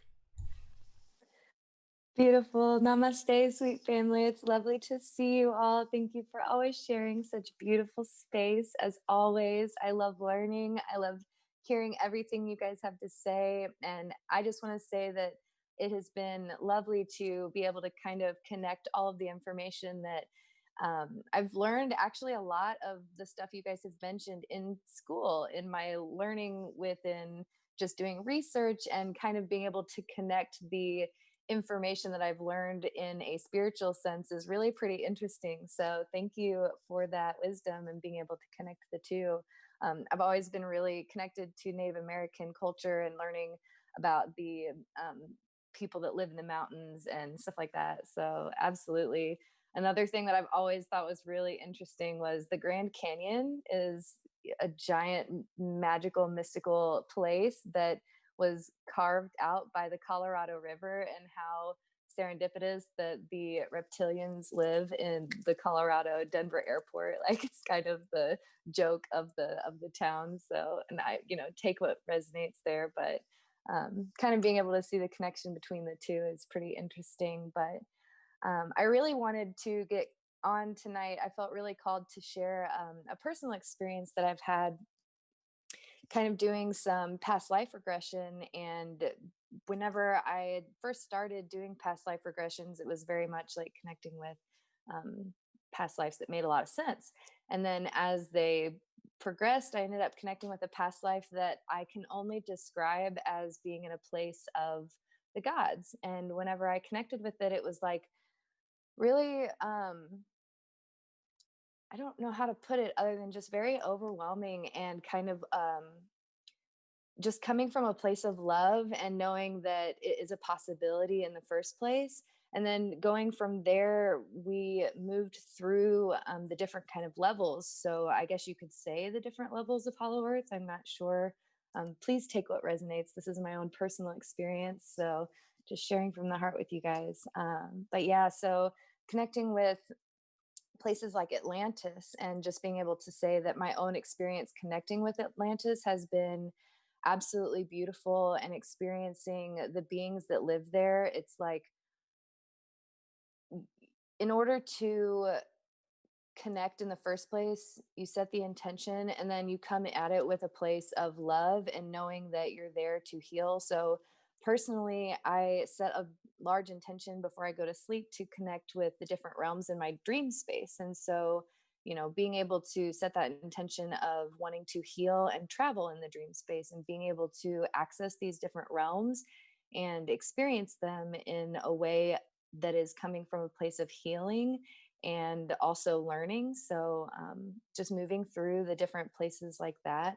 But a lot of it is definitely like telepathic communication. I wouldn't say that any of them necessarily speak out loud. Most of the time, it's mostly just telepathic communication, and then a lot of visuals as well. But just, yeah, I really wanted to just get on mostly to share with you guys that it is a possibility to experience these different realms, and connecting with the different beings that live there, and trying to understand that they are working in tandem with us in this reality to bring about healing and consciousness. And so once you kind of get on that level of understanding, just being able to really connect and bring the wisdom back from there has been my own experience. So. Beautiful. Thank you, Kristen, so much for sharing. And again, once we start having these conversations, guys, like, don't be surprised if suddenly your dreams in the next week start like picking up on themes of this, right? Like, because that's the thing. Like, it's funny. Funny isn't the word, but it's interesting to think about the idea that, again, these beings are literally, again, I don't even know if just like inside the earth is the way how to be able to explain it, but wherever they are literally, going to sleep and maybe dreaming with a higher level of conscious awareness, where they're intentionally being able to interface with us within our dream space. And you could apply the same thing and say, like, it's like people on another planet are theoretically doing the same thing. But yeah, I just have this.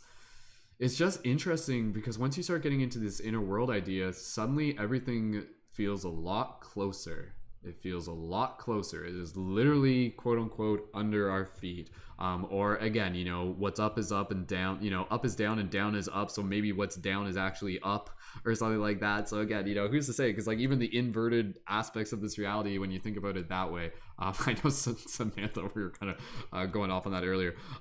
Give me an idea. Who wants to go next? I just want to be able to make sure that if Mollie, let us know if you want to be able to. Did you want to go next? Yeah, we'll give us some feedback on this. Okay, guys. So I'm going to give you a quick story. This is about Admiral Byrd, and this is really interesting story. It's actually one of the most documented, or at least one of the most recognized stories about Hollow Earth that people give some sort of credence and credibility to. So long story short, and this isn't the exact details because I don't really have them fully memorized. Long story short, this is a story about a man by the name of Richard Byrd, who was a high-ranking military officer. This was around the time of World War II. The period kind of takes place, I think it was like shortly after World War II, back when Truman was a president, and Truman knew a lot about a lot of this stuff, or at least it came to the surface as he was in president, and we'll get it. That might be a thing for another time. But long story short, Richard Byrd was flying a plane, and I don't know if it was just him. It might have just been him, but anyways, he was literally flying up to Antarctica, and he kept on flying like through Antarctica. And basically he said that eventually he reached a land that was like beyond the ice. And this is what I was talking about earlier. And what happened when he was here is that basically he was escorted by UFOs. Like, this is the story. They're like, I'm not just making this up. This is his story. And again, he's like, this happened. And based on the other stuff that we've talked about, this isn't like, it can sound plausible. But this is fascinating. So he was escorted by 2 UFOs, and they basically took control of his ship, and they flew alongside him, and they led him to this place, to this city, inside of this like kingdom or whatever, and everything like that. And they eventually took him to what they basically referred to as like the master. It was kind of like, it wasn't like I don't know if like king or something, but it was like the leader shaman or something of this place, the king in some way. And basically he met them face to face, not to say that this one person was the ultimate leader, but it was some form of person there who was some form of leader, and basically like told them that he needs to go back and tell the surface that this is a real thing and that this exists and everything like this. And so basically he was, I don't know how long he was there, but then eventually the UFOs took him back. And one of the things they said that the reason why he was actually able to enter was because they let him enter because he had like a high moral character and things like that. So it's kind of interesting when you start thinking about this idea that some of these cities are literally protected by this, like, I don't know if it's technology or what, but there's some kind of bubble around it. And what's interesting, if you even look at the recent Wonder Woman movie, there's a whole place of Wonder Woman's like island where they live, the Ministera, if I'm not mistaken, and it was literally the same thing. They literally showed this in the movie where it was like inside an invisible bubble, and then the guy literally flew into it by accident or something like that. Sorry, I keep saying something like that. I don't know why I keep saying that so much. It's just ingrained into me.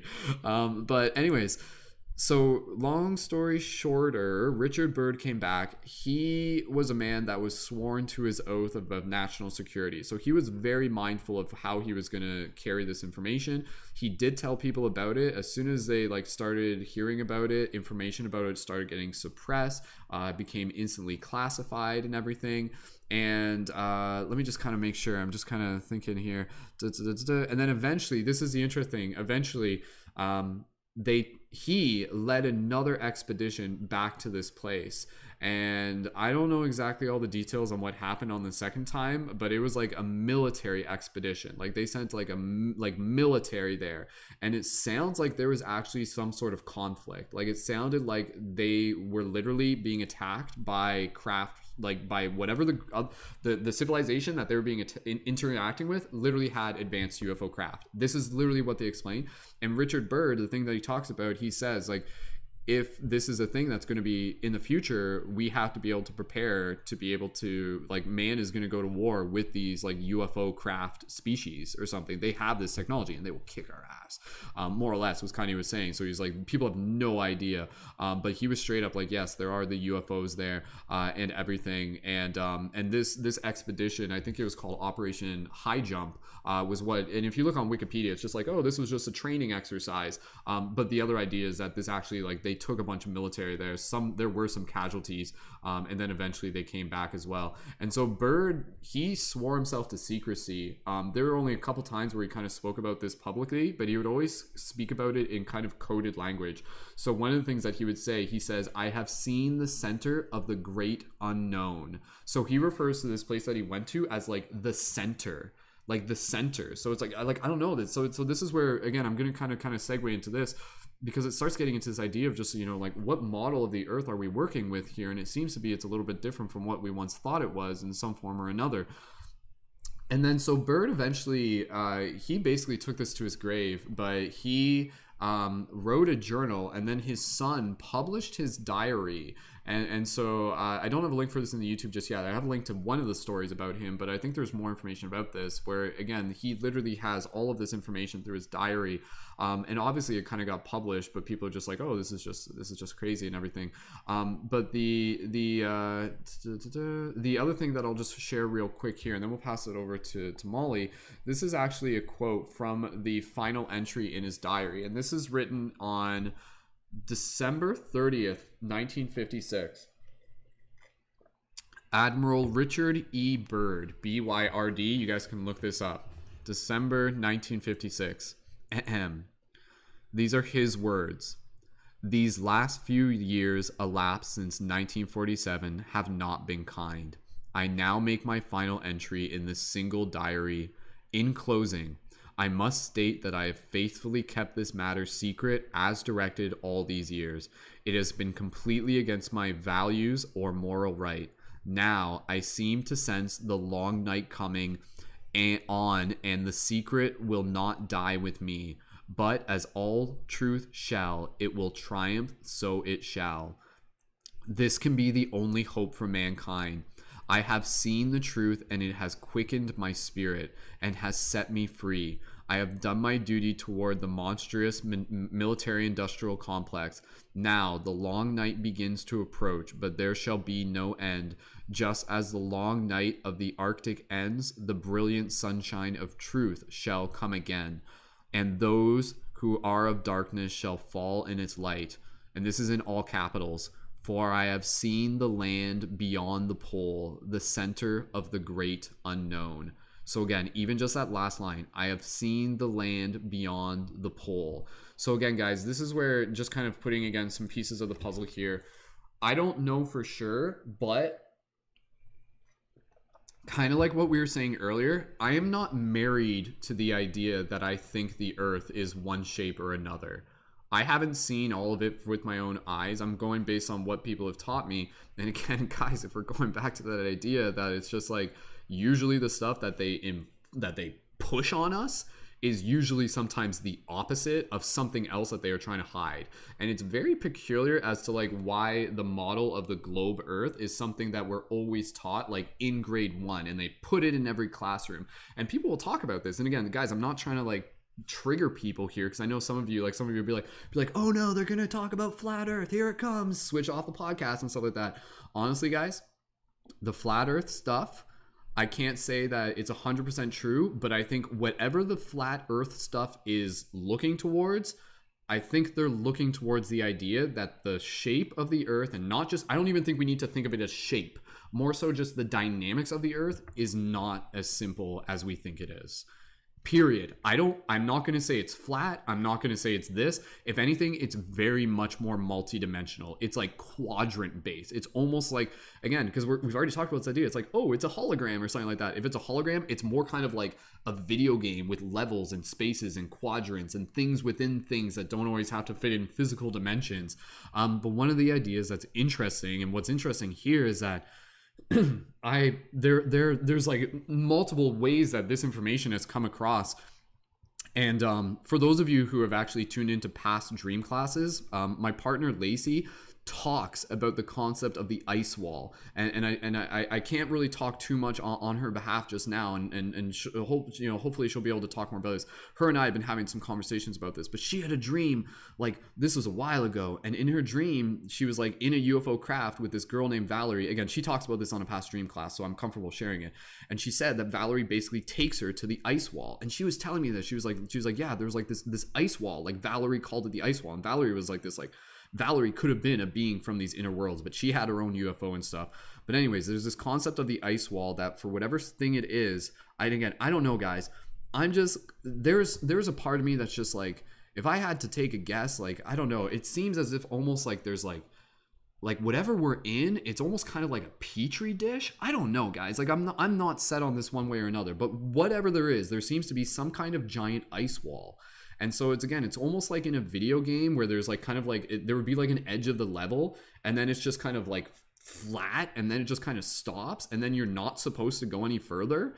But if you do keep going further, eventually you actually find like another space, like another petri dish. And this is the idea that's connected with me from other stuff, and this is knowledge that I've been sitting on for a while, but I'm like, damn, like how do I, like when will be the right time to even talk about this? And I'm not sharing it as if it's truth, guys. This is just me piecing together things that I've seen and come across, and people have told me, people with very interesting sources have told me.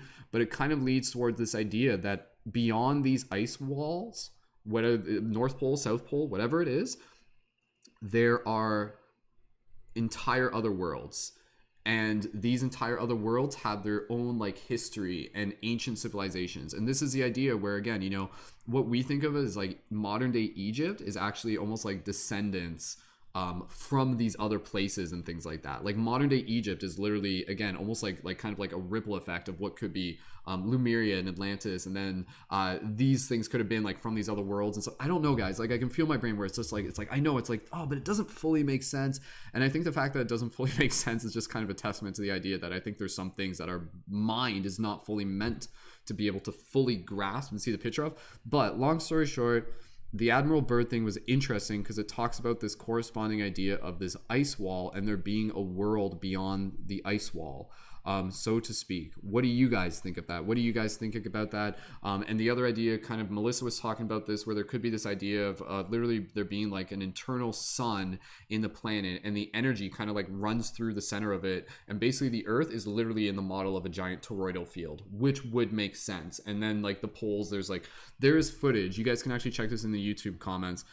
It's from supposedly the ISS, and it's supposedly footage of one of the poles, and it's like this crazy like portal on the pole, and it's either fake or it's something. I don't know what it is, but when you look at it, your brain's like, what the heck am I looking at?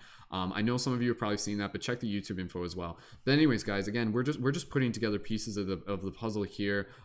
There's a lot of these common themes, again, with Byrd talking about like this ice wall, this barrier that only allows people in when they want them to be let in, the UFOs in relation to them, these other advanced cultures, them trying to make contact with us in order to be able to help us evolve, and to be able to like, they're a part of the same planet, so what we do affects them as well.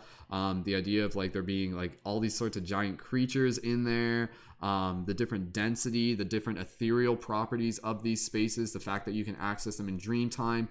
There are many entrances, like, again, kind of in Egypt, in Tibet, in Yucatan. Oh, and this is the other thing, the Bermuda Triangle. The Bermuda Triangle could very well be one of the entrances. So when we hear about like ships disappearing in the Bermuda Triangle, that might literally be them like entering into one of the portal entrances. Because I think some of the entrances are literally almost like tunnels, but then others seem to be portals or something, or stargates. I don't know. Again, we're kind of delving into territory that's a little bit beyond our understanding. So a lot of it is very, you know, just going with what we got. And I'm just kind of going over here. Yeah, and the Mayans, again, the Mayans talked about this. They have their own underworld thing. What we recognize as the Pleiadians or other star races may be from the inner worlds and saying that they're from the outer worlds to be able to keep themselves safe.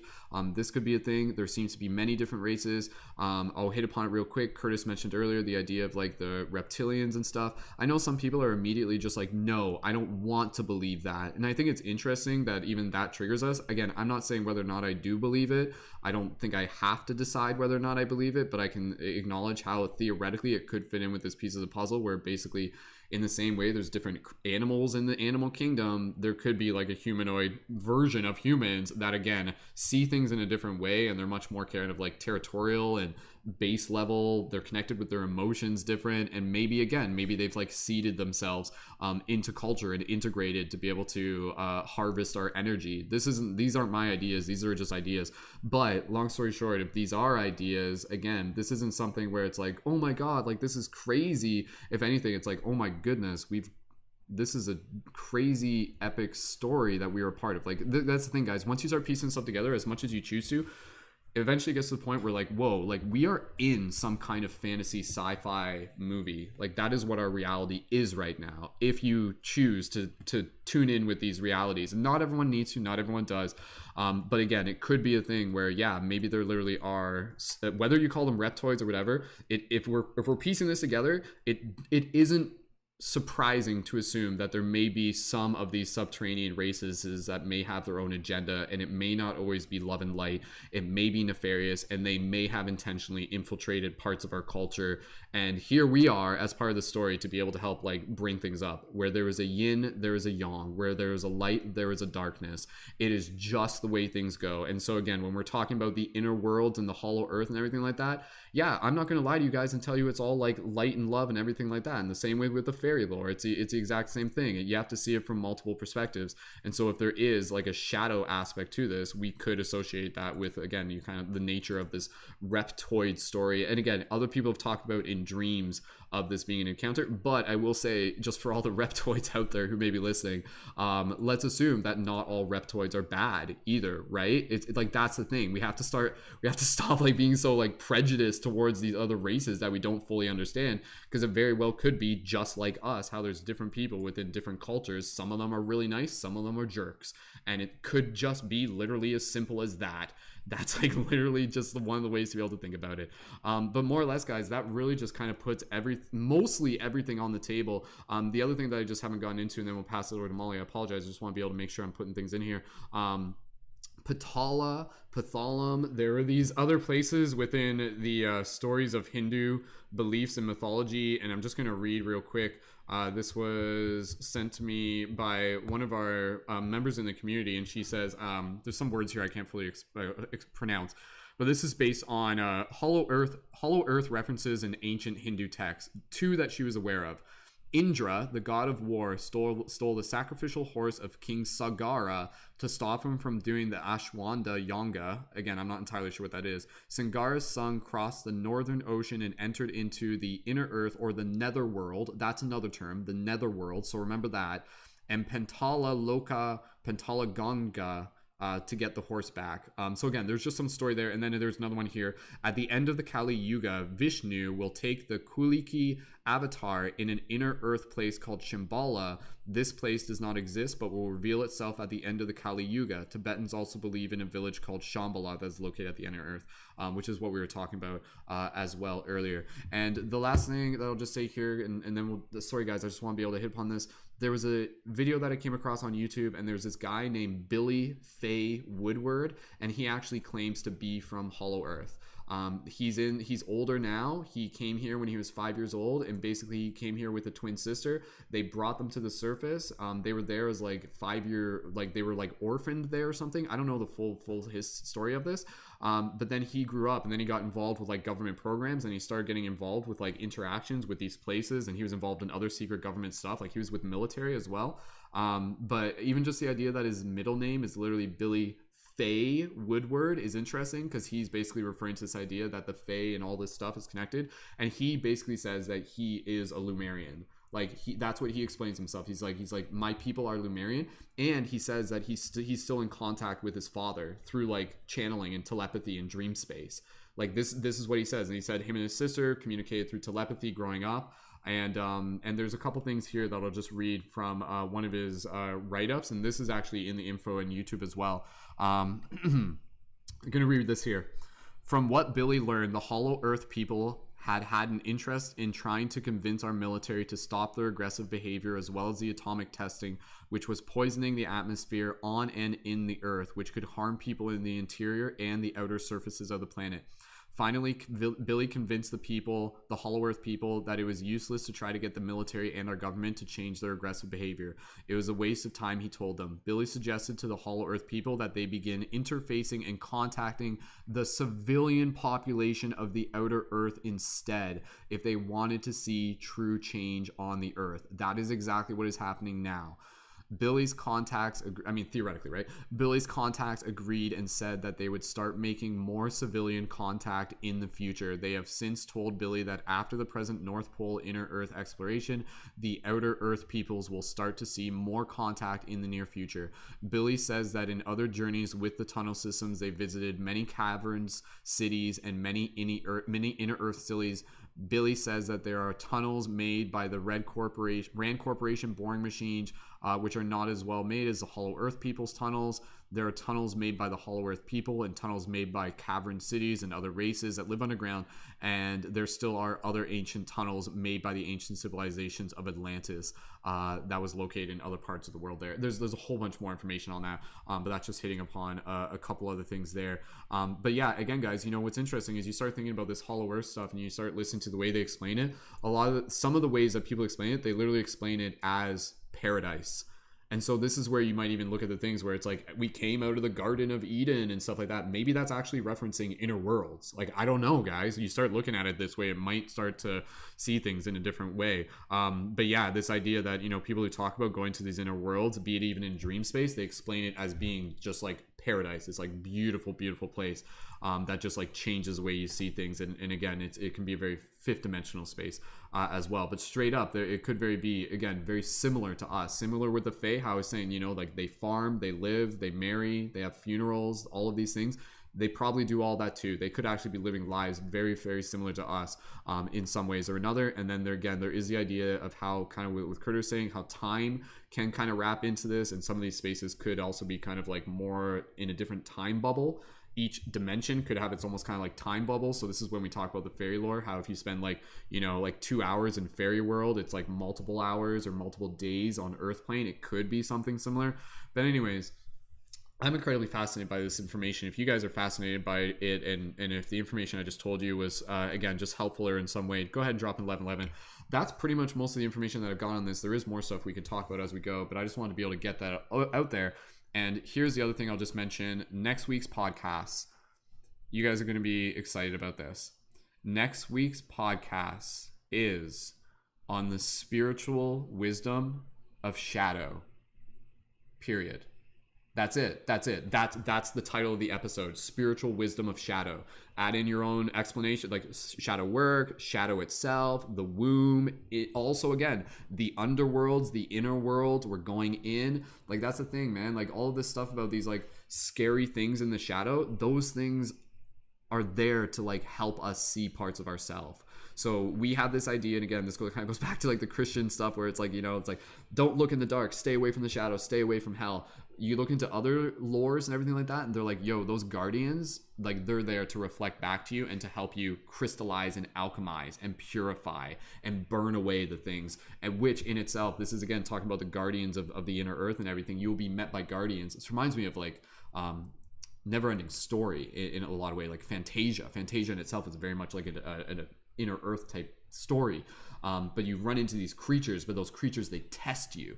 They test you and they test you and they test you, and you purify yourself. And as you continue to purify yourself, eventually you will be ready to literally be able to enter into these more 5D spaces. So boys and girls, we got work to do, and that work is the inner work, going inside of ourselves. So keep working on yourself, keep cultivating awareness, keep focusing on the practical things, keep opening your minds, focus on your dreams, all of these things. And again, we'll just keep exploring these topics together. But flash forward 10 years from now, who knows, right? We could literally be talking about things where in 10 years from now we'll be like, wow, we were really onto something then. Like we were like ahead of the game, so to speak. But again, all this Hollow Earth stuff, this isn't new, guys. People have been writing books about this and talking about it way back. Mollie, give me a thumbs up if you're ready, and thank you so much for your patience, and let's keep going here. We'll probably put maybe just another hour on the clock as we give people a chance to just kind of popcorn style here. And Mollie, thank you so much for joining, one of our newer leading members. Go ahead and briefly introduce yourself and give us your general thoughts. What has this been helping you kind of see things differently, and any other thoughts as well? When you're ready, Mollie, go ahead. Sure. Hi, I'm Mollie. I am tuning in from New York City, where I am born and raised in New York City, which is a big part of my story. And also I'm very glad to know the podcast theme for next week, because I'll save a big part of my story. That's a whole other, perspective on it. What I want to add about Hollow Earth and this other sort of dimensional understanding of our existence, and also how each of us plays a role in this larger story, how each of us as a fractal, contributes to this bigger picture, as Samantha said, calling us fractals of a larger one being. Something that really resonated with me was the language of the ice wall. And I want to offer a new way of thinking about ways to break that ice wall. Beyond just places, I want to think about events, historical events, personal events, So these can be like big and small, but I would say that they are literally breaking points. My background is I'm a social worker who is very passionate about psychology, understanding the human mind, understanding humanity, and also understanding the power of community, because we can't put these puzzles together until we have enough pieces. I was also a preschool teacher, so it's really disappointing when you don't have all the pieces in your puzzle. And also it's really frustrating when the reality that you exist in is in conflict with the reality of the people in your world. And I think that that is a really interesting way to understand different types of mental illness. But truly, I would like to recognize like my own journey as something that is very new and also has started really early in my life. It was 4 days before my 9th birthday when September 11th happened. And this is something that was the event that broke my ice wall. I've never heard the language of ice wall before today. In my mind, it was my snow globe. I've had this story in my mind of how, and I believe we all should kind of use our imagination to our own strength and to our own power and envision ourselves as superheroes. And what is your origin story as the superhero? Why are you here? What is something that you've had to overcome or, come up against that ice wall to move to the next level? So if the paradigm is more like a video game type, like we all have different ways of understanding the world. And I think that the concept of Hollow Earth is inclusive of all of those perspectives. So I'm going to leave it at that. I think that there's room for all of these perspectives. And if something doesn't vibrate with you, that's probably because you have a better version for you. And we need your version to be out in the world so that other people can hear it and be like, that's what makes sense for me. Not that story, but truly what everybody has said in some level has resonated with me. And I really appreciate being able to connect with all of you. There's a reason that we're here in 2020. I know it's a hard lifetime that many of us have lived. It didn't just start in 2020. And 2020 is the year that the world is realizing it. 2020 vision. Can't look away. Awesome. Mollie, thank you so much for joining and for your perspective on that and for helping us gain some additional pieces of the puzzle there. And you're right, that's it. I like, just again, kind of the preschool metaphor there where it's so simple, where it's like, guys, like we need to get the pieces of the puzzle here. So it's like, you bring yours, I'll bring mine, and let's put it out on the table and let's see what picture we can create. And that's exactly what we're doing. And honestly, like team, like thumbs up. I mean, for those of you in the chat, let us know, is this starting to form some kind of picture for you, whatever that picture it's, and you're going to see it from your own perspective too, which is totally fine. And again, I think with this information, it's important to just kind of carry it in a way that's going to be healthy for you. This may be something that for some of you, you'll just be like, oh, this is interesting, but there's plenty of other things for me to be able to put my focus on. I'm just going to take this information, I'm going to put it over there, and maybe I'll go back to it another time. And that's okay.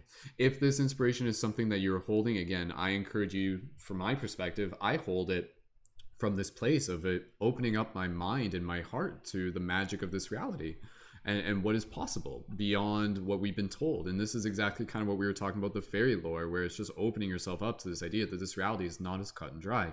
And honestly, the idea that there could be these literal conscious entities that are in these spaces and they're out there to be able to make contact with us, once I had that OU experience, the UFO experience with Lacey and everything's on the table at this point, for me at least. Like I know that's a reality. So the idea of quote unquote hollow earth and inner earth, it's not off the table for me. But again, it's going to be something that everybody's going to hold differently. But at the end of the day, I invite you to be able to hold it from a place of empowerment that is inviting you into deeper parts of yourself, deeper parts of your calling. Do you feel a connection with these spaces? And if you do, listen to that, because it could be calling you towards, again, more of your own personal awakening. It could be calling you to your dream space. It could be calling you into, just being able to be an ambassador for this message of being connected with the earth. And again, helping bring in more of the magic into it, literally and metaphorically. So it's a very, very fascinating topic. And at this point, we're just going to kind of go around popcorn style. And I'd love to just be able to continue to hear some additional thoughts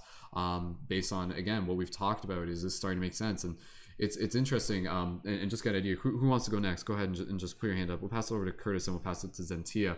And then we'll pass it to Gleb. And we'll just, at this point, guys, we'll just kind of keep it concise as we keep going along here. We'll go from person to person as quick as we can. But the last thing I was going to say is that, looking back, I know we're at this point where it's like 2020, what a year. Like that was the year where all this stuff happened. There was this great awakening. UFOs were real, and hollow earth was something that maybe quote unquote real or something like that. So again, how does that change things looking forward? If anything, it just opens us up to more possibilities. It makes the world a little bit bigger and a little bit more magical, and that magic is nothing that isn't already inside of us.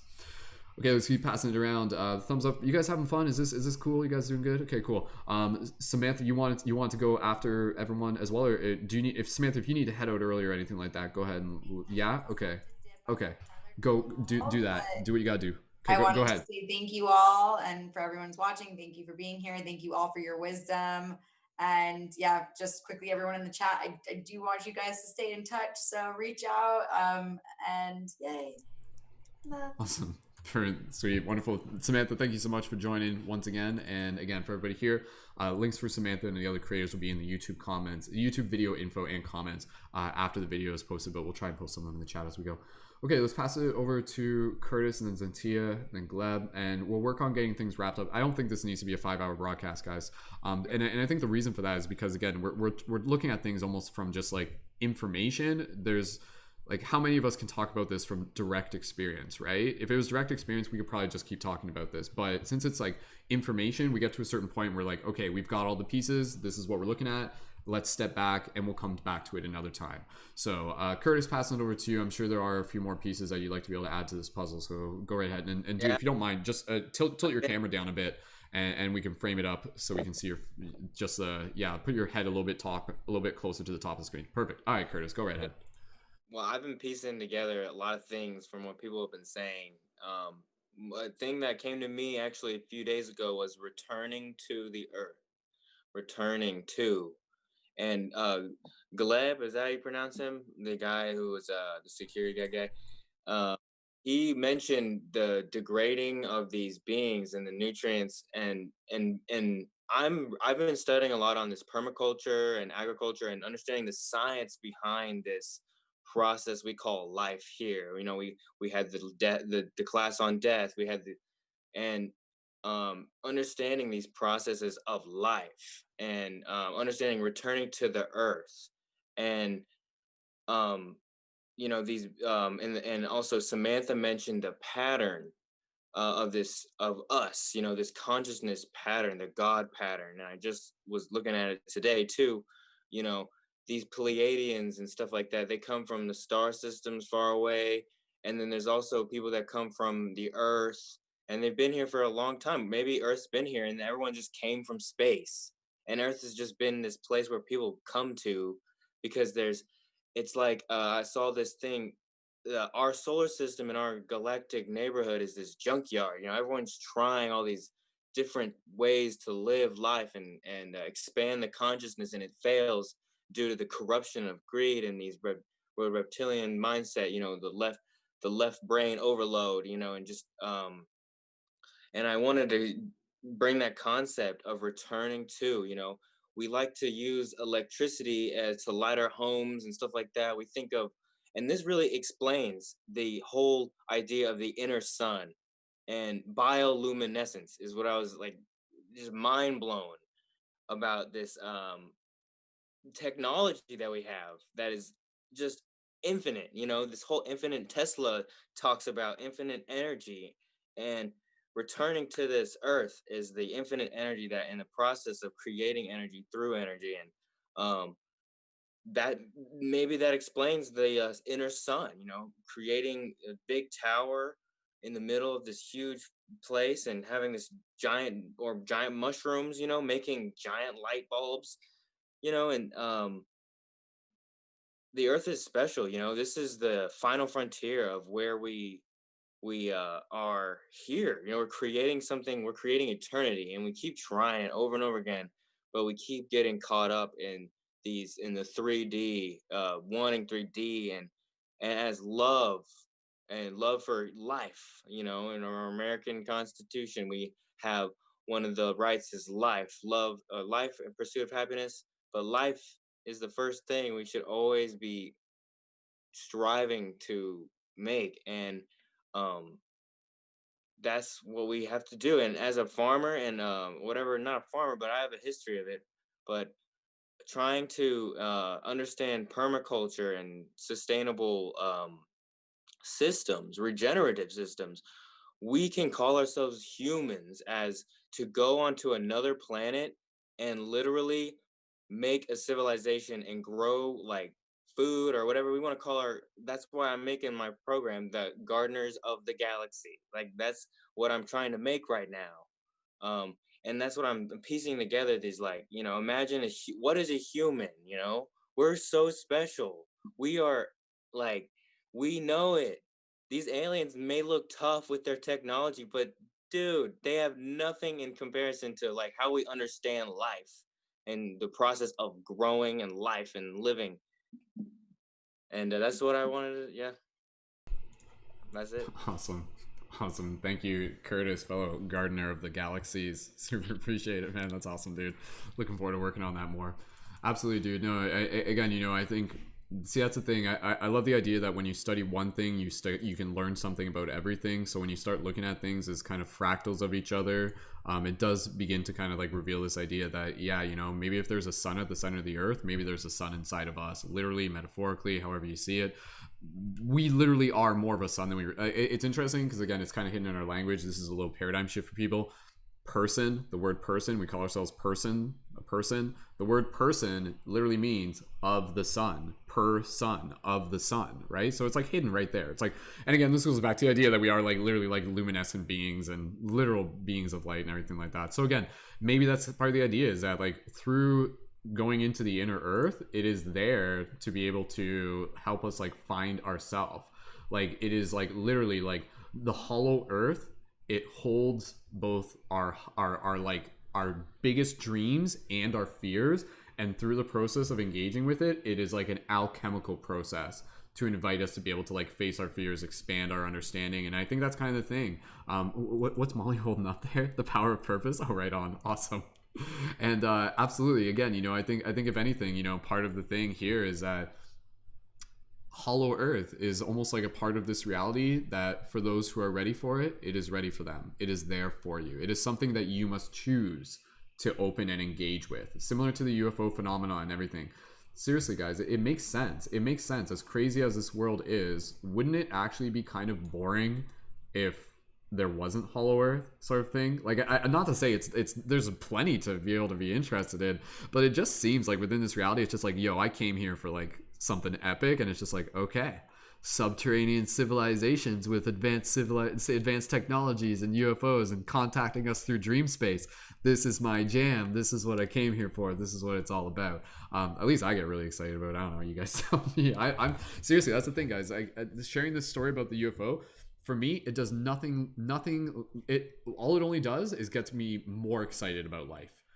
That's what it does. It gets me more curious, more excited, more open to magic, more direction on how to be able to continue to incorporate this information. And again, it gives me more ways of being able to see the bigger picture for what evidently will be a future that's going to unfold. That's spoiler alert, is just going to keep getting weirder and weirder and weirder. So if we can dive into this weird stuff now, we're actually like preparing ahead of time. And then when the weird stuff comes to the surface, literally whatever it may be, we're going to be like, okay, it's our job to help people integrate this information. It'll be like, it's okay, here's how we like root and ground it. And I think that's honestly part of the reason is that this information, it's something that only a niche of us are into, but eventually there are going to be more people, just like the bigger shift in collective awakening. How do we kind of bring this information out to them, but also in a way where they can hold it from a place that leads them back to their self-empowerment and a deeper understanding of themselves? How does it feel? How does it feel to just be in this story where it's just like, okay, maybe I'm more connected with this idea of hollow earth and all of this stuff than I once thought. Similar to the fairy thing. It's literally just that, but just talked about in an expanded way. Anyway, Steve, let's keep moving around. We're gonna pass it over to Zentia. Kristen, do you need to head out? Is that what that was? You're just giving a peace sign? Okay, cool. Kristen, jump in whenever you're ready. I'll pass over to Zentia, and then if Gleb's still here, we'll pass over to Gleb, and then whoever wants. Kristen, did you want to go after that? There's only a few of us in the chat at this point, and then we'll get things wrapped up within the half hour. Zentia, passing it over to you. How's your paradigm doing? Thank you all for sharing your stories. I'm super excited still to be here. I just wanted to connect a few puzzle pieces again. That was an awesome term. The Mayans. I want to go a bit into mythology from Egypt. It was said that there were priests from Atlantis that went into Egypt, and those priests, after Egypt fell, went over to the Mayans to share the information. So if the Egyptians had a way into Hollow Earth, and then they sent their priests with the knowledge over to the Mayans, I feel it'd be highly likely that the Mayans would then, who had a heavy understanding, just like the Egyptians, of astrology, of the system of passing over, the process of passing over, all of their knowledge pretty much went over there. And then again, like you said, they disappeared. Where did they go? Also with what, I'm sorry, I forgot your name, Curtis said about Ra, and what you said about person being children of the sun. And it was said that Ra was attached to, yes, time. And if you think of times more as moments versus actual time, you know, everything we have here is a word that to explain what we're experiencing. So if you look at it that way, and you think of time as just being moments outside of space-time, we wouldn't have any time over here in Hollow Earth as we would here. We change from daylight savings times to not having it because we've created time. You have people who go by different calendars in the world. Some people go by the Gregorian, and then there's other calendars, and then you have the Mayan calendar. So there's all types of different ways to explain times and moments here. So when I think of Hollow Earth, I think of it as a little bit of time and moments when I'm searching through my channels to see how I'm defining it. That's it for me. Awesome. Thank you, Zentia. And that's the thing, right? Like there's a whole nother discussion here where I'm sure if we were just dive deep into the different, like, again, spiritual perspectives and history of Egypt and Maya, you will actually, once you start seeing it from this perspective, you'll start to see things differently.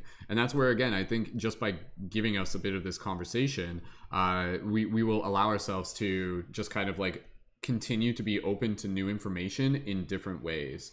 We'll start being able to look at things and be like, oh, okay, they were talking about gods and interactions with all these beings and stuff.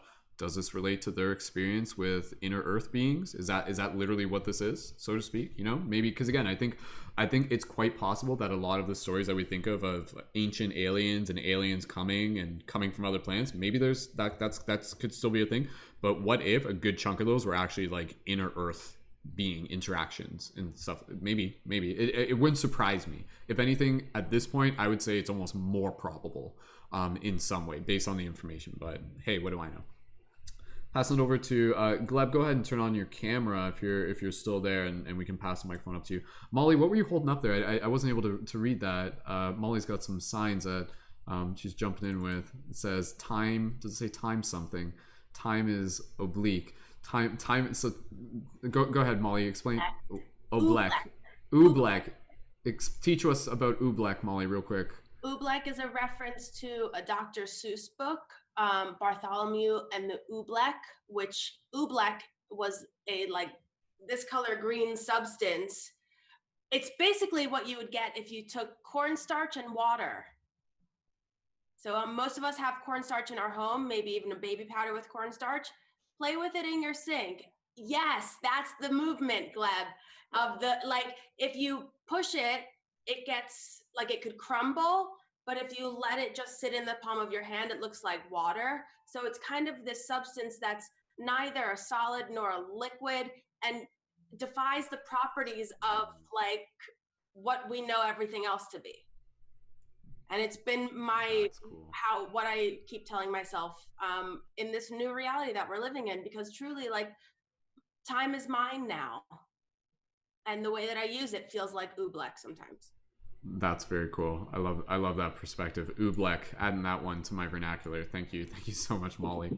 Awesome. All right, passing it over to Gleb. Gleb, go ahead and sorry, Gleb. Just before you get started, if you're able to stand still and just be still with the microphone, that works best for us. Go ahead, Gleb. Okay. So I like to add to that. I just connected with oobleck. More movement, the denser, the more like force, the denser the object is. The less movement, the more flowy it is, like time and matter. Just a food for thought. Anyway, I wanted to talk about a thought that I had based on someone that mentioned me. I don't know. I wanted to clarify. I think that the giants, as they were petrified based off of JayDreamerZ's teachings, basically a giant flood happened, which basically caused a lot of mud. And the mud went over the flesh, and then it was electrified by the plasma. I'm not going to go into it in too much depth because, you know, we're trying to wrap up here. But anyway, yeah, Plasma Apocalypse by JayDreamerZ. His videos explain how that process works, and like there's a chemical reaction that actually happens in those kinds of things. And anyway, but the main part that I want to talk about is the fact that, you know how we have like shows and movies and music that's surrounded in like cyberpunk and like synthwave, you know, that kind of genre. What if that's just the underground civilization? Because it's always portrayed in darkness. There's never a sun in those types of genres. So I was thinking maybe it's just the underworld experiencing a technological boom in their dark ages, in like the shadow part of the age. And the music that we experience from like the synthwave, and like maybe some people like that, in me especially, like, and it kind of calls them in a weird, like, you know, like mystical kind of way. It's because that apparently, based off of one of the patients of Dolores Cannon, she told them, they told her, sorry, that the music that the Atlanteans made with crystals and energy sounded a lot like it. So that's why. Food for thought. That's cool. Awesome. Gleb, thank you for passing that to you. Is there anything else in the moment? Is that good for now? It's cool. Okay, cool. Awesome. Sweet. Thank you, Gleb. Yeah, and that actually brings up another idea that I'll just mention here real quick that does tie into this that we haven't specifically mentioned. And then Kristen, did you want to go on some stuff? And then we'll get pretty much, again, I think at this point we're almost ready to wrap it up. And we'll do a quick short little meditation at the end of it. So there's this idea of basically breakaway civilizations. And so this is basically about humans of the surface that have gone into their own spaces, again, maybe into like inner world or caverns, and basically have continued to advance their technology separate from our timeline of technology, and have access to all sorts of things that again to us would look very futuristic, which is what Gleb was saying, where it's like, yeah, these kind of like futuristic worlds that we kind of see through the aesthetics, maybe those actually are already something that's present within some like world in our world, so to speak. I don't know 100%, but I've heard some people that straight up they are like 100% these breakaway civilizations do exist and they do have advanced technology. And you talk to some people and they literally talk about the idea that, you know, we know that the government has built like basically underground cities and, you know, underground bases. These exist, but I think they're even like more to a scale than we even fathom. But yeah, just that idea that there could be breakaway civilizations is something just to kind of keep in mind, and just relating that just adding that piece into the bigger picture. Okay, for those of you in the YouTube chat, if you guys have any questions that you might want to be able, like, you let us know. Do you feel that there's been a fair amount of information? Like, is it feeling like you have some version of a clear picture based on how we've kind of painted things here?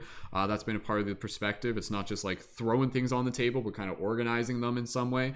And if you do have any particular questions that maybe we can just add in before we get ready to wrap it up, please feel free to add those into the YouTube chat. And with that said, Kristen, thumbs up. I'll pass it over to you next. And go ahead, Kristen, when you're ready. Awesome. So I just felt called to share in my experience traveling through these realms. Normally they send me back to this dimension with a message, and the message is always the same. So I thought it was relative to kind of share with you guys in this moment. But it's the importance of taking care of the earth that we do live on. The fact that we are all made of matter and energy creating vibrations means that we have to be sure that we take care of the matter that we have. So taking care of the planet we live on, taking care of our temples, our own bodies, making sure that we're nourishing ourselves and, you know, getting sleep and feeding ourselves food that actually nourishes yourself. And just the importance of really taking care of that, so that way we can show up for ourselves, but also showing up for these other dimensions and the other worlds that we do coexist with. So Awesome. Thank you, Kristen. Absolutely. I think that's a great message, just to be able to walk away from this from. It doesn't have to be something where it's like, whoa, this is so out there. It is out there, but we have to make sure that we're bringing it back, to the heart, that we're keeping it practical. You can hold this information. It can inspire you, but you don't have to go around telling everyone about it. Like, I think that's kind of the idea, is that this information, in some ways, it's very sacred. And I know that for the people who are tuned into this, again, this is something that if you're interested in it, you'll listen to it. So this is you consenting to the idea that you're sitting here with us in this information. But I think beyond that, how we continue to share this information is something that we must do in again, both like a sacred way and also a playful way, and also a way where it's inviting people to think for themselves and in an artistic way, which I would encourage you guys to even check out. I put a link for this in the show notes. There's actually a movie, it's an anime movie, and it's called Children Who Chase Lost Voices. And it's a beautiful, beautiful movie. It's actually on YouTube. You can go check it out. And it's basically about Agartha, and it's basically about like this like girl who like finds a way to Agartha. So if you're looking for a little inspiration there, it's almost like kind of like a Miyazaki, like a Studio Ghibli movie. It's got a kind of similar aesthetic to it. So if you're looking for something that's like anime and Agartha, definitely go check that out. I would encourage you to do that.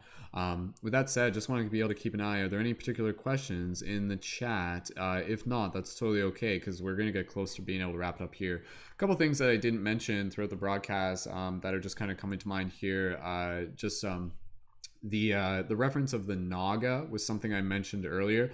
The Naga is basically this race of beings referred to within like the Hindu philosophy, or the Hindu belief system, and they were basically part reptilian. Like they were like serpent humanoids and stuff. So again, this is where it goes back to this idea of like the reptilians and the reptoids isn't always like this like crazy, they're going to take over our government and shapeshift story. There is actually a big presence of the reptoids as being holders of sacred knowledge. And I think the reptoids were probably, again, just, it's part of the stories is that some of them were jerks, some of them were great people. It's not always going to be a black and white thing. There's a black and white within every single thing. But just keeping reference, I just want to mention that reference, the reference of the Naga. You'll probably hear about that again as well. There's another reference related to the Hindu stuff, and that's the Mount Meru.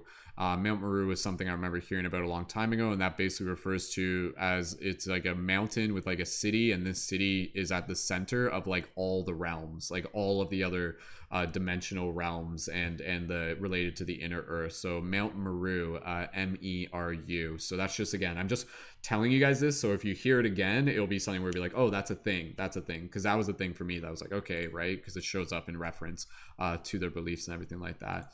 So with that said, anybody else, just go ahead. We're gonna just, again, I'd love to just be able to get you guys feedback. Like, how is this information helping you? Do you feel it's kind of shifting your paradigm? Do you feel you've starting to see things in a new way? Go ahead and let us know. And pretty much at this point, let's just go into closing final thoughts as well. Curtis, pass over to you next, if that's cool. Go ahead, Curtis. We got to think about how nature can be our technological advancement. The inner earth probably has a better understanding of nature, and they live prosperly. And then you look outside, and the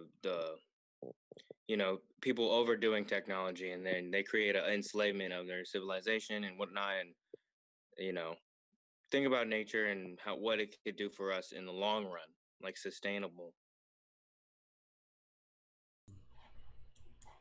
Totally, dude. Yeah, and again, who's to say that these civilizations don't already hold a lot of wisdom on how to be able to use it more, quote unquote, advanced technology that's more in harmony with the earth. So there could be something there. Maybe they'll teach us about it in Dreamtime. I don't know, man, but if we're open to it. So cool. Curtis, again, just kind of getting close to wrapping it up here. Like, do you feel, was there anything out of the, because you're, like I said, you were already kind of delved into this. I know we both have. Was there anything here that was kind of new to you? Did you feel there were some pieces of puzzle that maybe clicked together in a different way? Was there anything that you hadn't really heard of before that myself or others talked about? Just curious. I don't know. I just, I kind of, there's so much out there that I wanted to share what I wanted to share. And, I think there's the whole title of this place is the spiritual wisdom of the Hollow Earth, and that says a lot about what's really going on, And I don't know. I think there was, but I'll have to look in the video to see. Fair enough. Awesome. Yeah, no, it's a lot to take in, and again, that's part of the reason why I want to be able to just wrap it up here. I don't want to be able to shove too much into one episode, but I think we've definitely covered a lot of surface area for this one, just to be able to get a better understanding, especially for those of you who may be brand new. For those of you who are in the chat, go ahead, let us know, how was this episode for you? I know there's several of you in the chat, and this was a brand new thing for me. And let us know, did we do a good job of kind of painting this picture based on kind of the things that we've talked about? And with that said, let's just check in. Mollie or Zentia, any additional thoughts and closing thoughts? We'll get ready to wrap it up, and then we'll do a quick little meditation. Either of you want to jump in? If you guys want to even just share some gratitude, we can do that as well, and then we'll get ready to wrap it up. So Mollie, Zentia, do you guys want to just share a closing? Zentia? Okay, we'll pass it over to Zentia, and then Mollie, if you want to go after. I just want to say that during this time period when everything is really shifting, astrology-wise, we're being thrown into this huge look at your life stage in every way, shape, and form. Who you're around, what you're eating, what music you're listening to, what TV you're watching. So while you're here with a place that's safe and open, I invite you to explore as much as you can while you can. Don't be afraid to test your boundaries, test your limits, and go against what is normal for you. Yes, break the glass ceiling, step outside the box, go and follow your heart. Now, not later. That's what I have to say. Beautiful. Awesome. I love that. I love how you explain that. And yeah, that's the thing. I think as a spiritual seeker, I think it's going back to what I said right at the beginning of the broadcast. I think it's a reflection of maturity to be open to the idea of transforming your understanding of things. Like, that is literally just the journey itself. If you observe yourself kind of getting into a belief and then just really just stay in there for a long time, become conscious of that and just, give yourself the opportunity to maybe start looking beyond it. And I think this topic really does that. But again, we want to be able to give you this information while also allowing you to see it from a grounded perspective. And yeah, no, I'm really grateful. I feel, again, I feel some paradigm shifted here, and I know some paradigms have shifted for the people who have tuned in. So I appreciate everybody here holding space and helping us accomplish the intention of this broadcast, which is, again, to be able to see the pieces of the puzzle and to see the message of how it leads us back to our own spiritual awareness and the work still ahead of us, which we'll talk about as we get ready to summarize. Mollie, did you want to add in some closing thoughts and gratitude? Please, by all means, go ahead. Thank you. Just to echo the sentiment that to complete this puzzle, or to get as close to filling in the puzzle pieces, there's space for everybody at every stage in their journey. I feel pretty confident in saying that I'm the newest person here in this particular conversation. I joined literally last night I was up until 3 a.m. with Brendon, but last night was also not my first time, but I don't think I've attended more than a handful of group meditations. And if you're somebody who is even just have a toenail into exploring this side of yourself, you have company. Don't be afraid, because you won't go further in than you're ready for and than you're comfortable for. And there's so many ways to think about it, and so many people who are able to provide insight and different ways of thinking about it. And you are also that for somebody else. So if there's something that's standing in your way and telling you, oh, what does my voice matter? There's plenty of people who know plenty. Well, I was that person yesterday. So maybe tomorrow you'll be the newest member. Awesome. Mollie, thank you so much. And thank you for jumping in and for being a part of the discussion tonight. And yeah, I'm just so grateful that we have, again, just such a diverse spectrum of people who are coming in with varying degrees of experience and knowledge and wisdom. And that's the idea, just being able to find a way to keep it playful and keep it accessible. And that's a very, very important energy to be able to bring into this, is this element of play as well. So any other closing thoughts? Kristen, do you want to add in additional, or Gleb, if you wanted, Gleb, if you're still there, if you wanted to add in additional closing thoughts, and then let me just check real quick, and then we'll pass it either to Kristen or Gleb real quick. And okay, we'll just pass it to Gleb, and then we'll pass it to Kristen. Gleb, go ahead if you just want to add in some closing thoughts and gratitude. Go ahead, dude. I would just like to say that when you're going through these shifts in consciousness, it's very important to focus on what you are feeling, not what other people are saying, but what you are personally feeling, and kind of weigh out what your heart is saying, what your gut is saying, what your mind is avoiding you. Excuse that. What your mind is trying to say, and sometimes your mind is trying to tell you the opposite. Usually it's the mind that tells you that you're doing something wrong. But it's very important to focus on things that make you feel good, regardless of what other people are telling you, if it's good or bad, especially your family. Like, sometimes you just need to put a foot down and say what's right for you. That's what I want to, that's my closing thought. Awesome. Wonderful. Thank you, Gleb. Thank you for joining in tonight and for sharing your thoughts, and the links you mentioned earlier. We'll put those into the show notes as well. And so with that said, we'll pass it over to Kristen, and then I'll just add some concluding ideas and thoughts, and then we'll get into a meditation. Kristen, go right ahead. Beautiful. I just wanted to encourage you very strongly, feed into your curiosity, allow your imagination to play, allow yourself to think in ways that you've never thought before, and see how far you go. And then when you get there, allow it to go a little farther, and just, try to keep your mind open and keep your heart grounded in love, and allow the universe to play through you. Wonderful. Awesome. And Kristen, how are you feeling about the idea of kind of just foreseeing the future of even just dream space? I mean, what, you tell me, because I mean, going back, was there some stuff in this podcast that kind of gave you new ways of thinking about things? Some of the stuff, even the It's Some of the funny. stuff. It's actually really interesting to me because a lot of the stuff that was mentioned tonight is actually stuff that I've seen or experienced, but I had no idea what it was.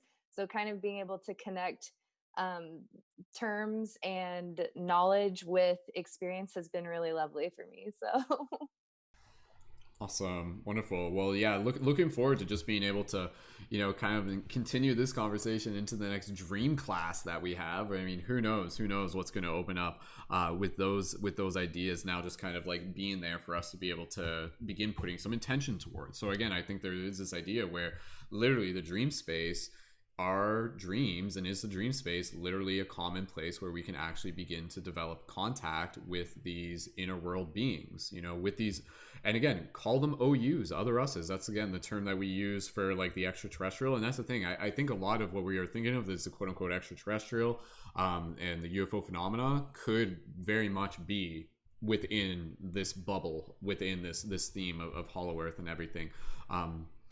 So with that said, we're going to get close to wrapping it up here. And again, I just thank everyone so much for being a part of this discussion, for being a part of this conversation. By the end of this, I just continue to remind you to, as Kristen said, follow your curiosity, continue to research things that have stood out to you. Maybe if there were some specific things I talked about, you can go check those out. Go check out the links. That anime I mentioned, that's in the YouTube. It's on YouTube. The full movie is on YouTube, so you could watch that. Continuously just kind of keep these ideas in mind as new information allows itself to just continue to come to the surface over the coming months and years. Go check out videos. Like if you're really looking to dive into this, as Curtis was mentioning, I haven't watched all of it, but I know on Gaia.com, that website, they got lots of stuff all about this. If you just want to dive into that, go even just run some Google searches, see what comes up. There's lots of information. And again, knowing that even the dream space is one of the places that we can continue to set that intention. And I think it's one of those things where we've done a great job of working with the information that we have. This is taking us up to a certain point, and this will give us a foundation for the ongoing discussion as it continues to become something that will continue to theoretically become more relevant as the story continues to unfold and as the paradigms continue to shift. So at the end of the day, may this information lead you back to being able to see with your heart and to see the magic of the world all around you, and to open your mind up to infinite possibilities and to your potential as a creator within this incredibly diverse, beautiful reality that we share together. So, because that's the thing, guys. I think like if anything, these beings, like they're here to just be like, remember your power. Remember where you come from. Like you come from like great power. You come from like a great connection.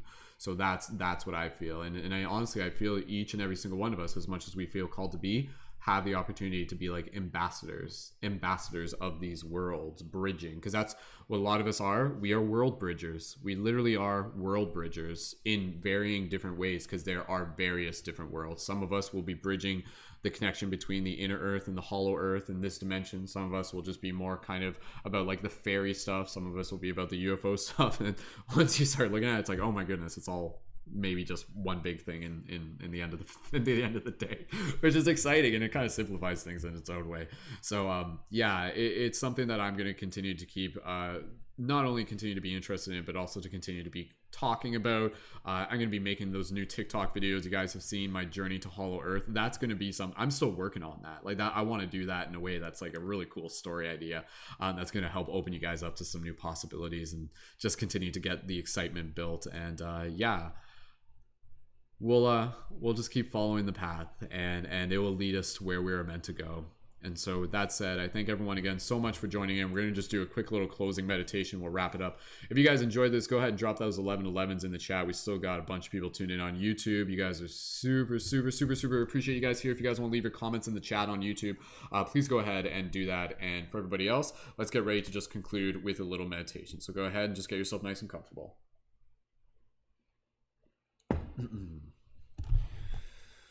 Awesome. Wonderful. Thank you again, everyone, for joining in, for being a part of this synergy circle where together we have shown up, we have shared our energy, and we have created something new. We have anchored in a new possibility, a new reality, call it what you will. When you're ready, gently get nice and comfortable and close your eyes. As you listen to my voice, begin connecting with your breath. Straighten up your spine, open up your chest, relax your face. And just gently breathing here. And even with all this information that we've shared, that we've talked about, just allow yourself to just feel this space of calmness. Knowing that this is information that in many ways is something that is already perhaps inside of you. And in many ways, perhaps this information for those of you who resonate with it will be something where it almost feels comforting, where it's like, oh, I feel like I've remembered something that I forgot. This kind of makes sense. I'm still curious, but it's something that I feel is exciting. So just find that comfort in your breath right now. Just breathing here.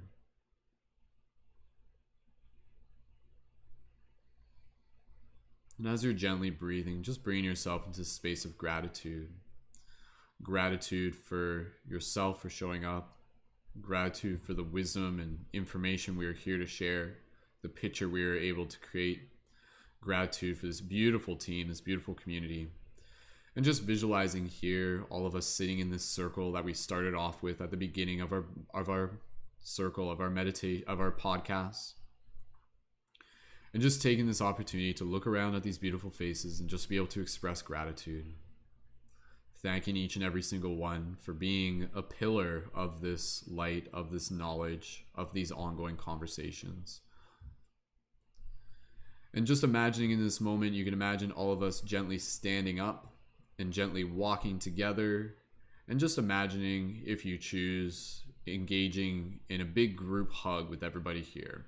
So you can imagine physically like wrapping your arms around you, and you can literally just wrap your arms around you right now if you would like to do that. And as you do that, just imagining this beautiful group hug and just adding a gentle sway to your body, just a gentle sway left and right, back and forth.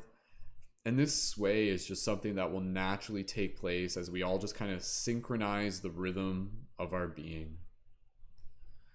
And so as we are here, each one of us our own unique fractal, our own unique mirror, our own unique portal.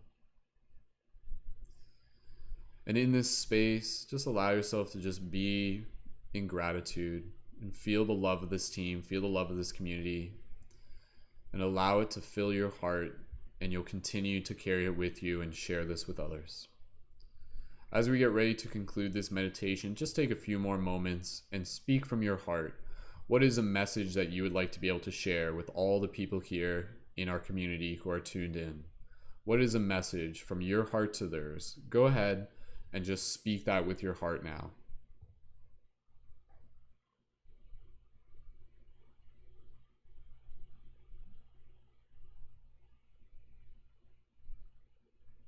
Beautiful.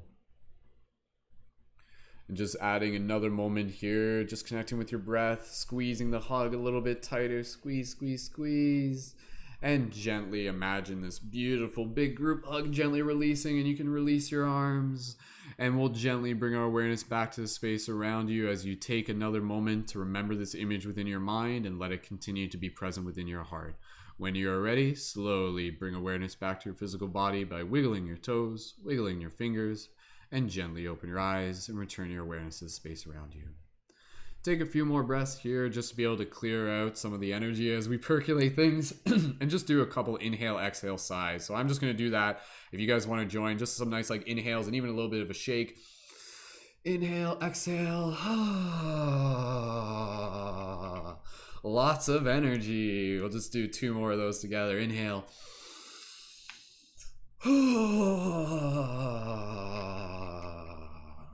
One more just for fun. Inhale.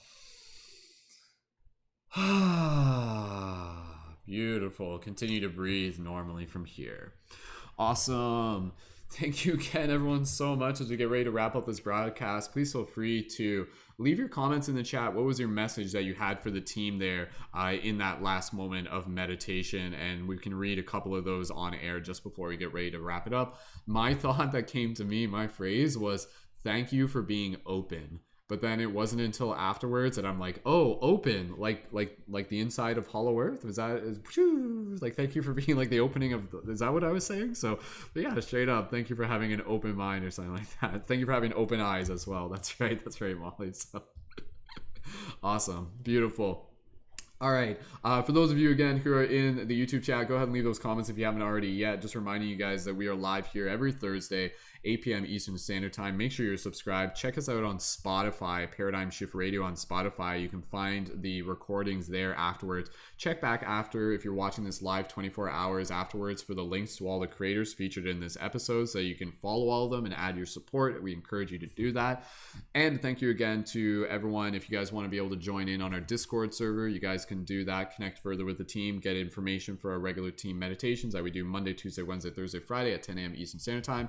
For those of you who are here, you guys are invited to our team meditation tomorrow morning that I'll be hosting at 10 a.m. And also, if you guys would like to be able to connect further with the team, you're invited to be able to add your support on Patreon. Joining on Patreon at the $11 a month contribution gives you access as a leading member to support you as a conscious media creator, access to me as a conscious media creation coach, our work periods where we go over social media tactics, and the most exciting thing ever, to be able to join on air for these future ongoing podcast discussions. And I mentioned next week's is on spiritual wisdom of shadow, so we'll dive into that one. You can kind of see how, again, preparing from fairy lore to hollow earth and then to shadow, going inwards, going underneath the surface, learning from the wisdom of shadows. So if you guys want to make sure that you're joined up as a Patreon supporter before that, join on Patreon. Contributions process on the first of each month. Find the link in the YouTube below, as well as all the information to the things that I mentioned in this broadcast as well, such as the anime, Ethan's channel. There's another video there about another woman who has her own experience, which I encourage you to check out. Billy Faye Woodward, the book about Smokey, the Smokey God, that story there, stuff about Admiral Byrd, the footage from the ISS space station of the hollow earth opening theoretically at the top of the planet. All sorts of interesting things for you to be able to dive into, and we'll continue this discussion ongoing within our Discord chat. Messages that you guys had for the team. Pinnock says, you are important and your puzzle piece is needed to complete the puzzle. Beautiful. Thank you so much. Fanny, awesome. Thank you again, Fanny. Anybody else? Beautiful. All right, if you guys want to leave any comments as well, just for your gratitude, please feel free to put those into the YouTube chat at any moment. And with that said, we are ready to be able to conclude this broadcast. So I look forward to being able to join you all again next time that we are here, and continue to keep your heart open, your mind open, and allow yourself to see the realities that are unfolding before you, and to know that you are a part of the magic that is. So beautiful. All right, team, for everybody here, go ahead and gently join me in unmuting your microphones as we send some love and make some noise and say farewell. And until next time, to all the amazing people who are part of this broadcast, go ahead, guys, make some noise.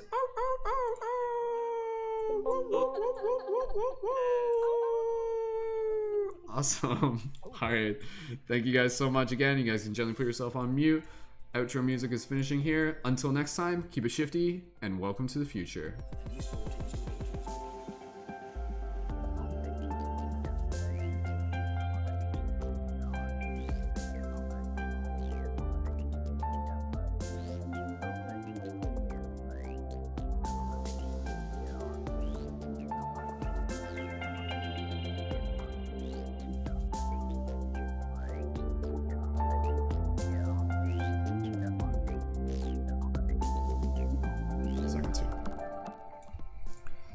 Special thank you to Danny Leonardo, whose music is featured at the beginning and end of this podcast. Be sure to check out more of Danny's work in the YouTube info below. Thank you, Danny.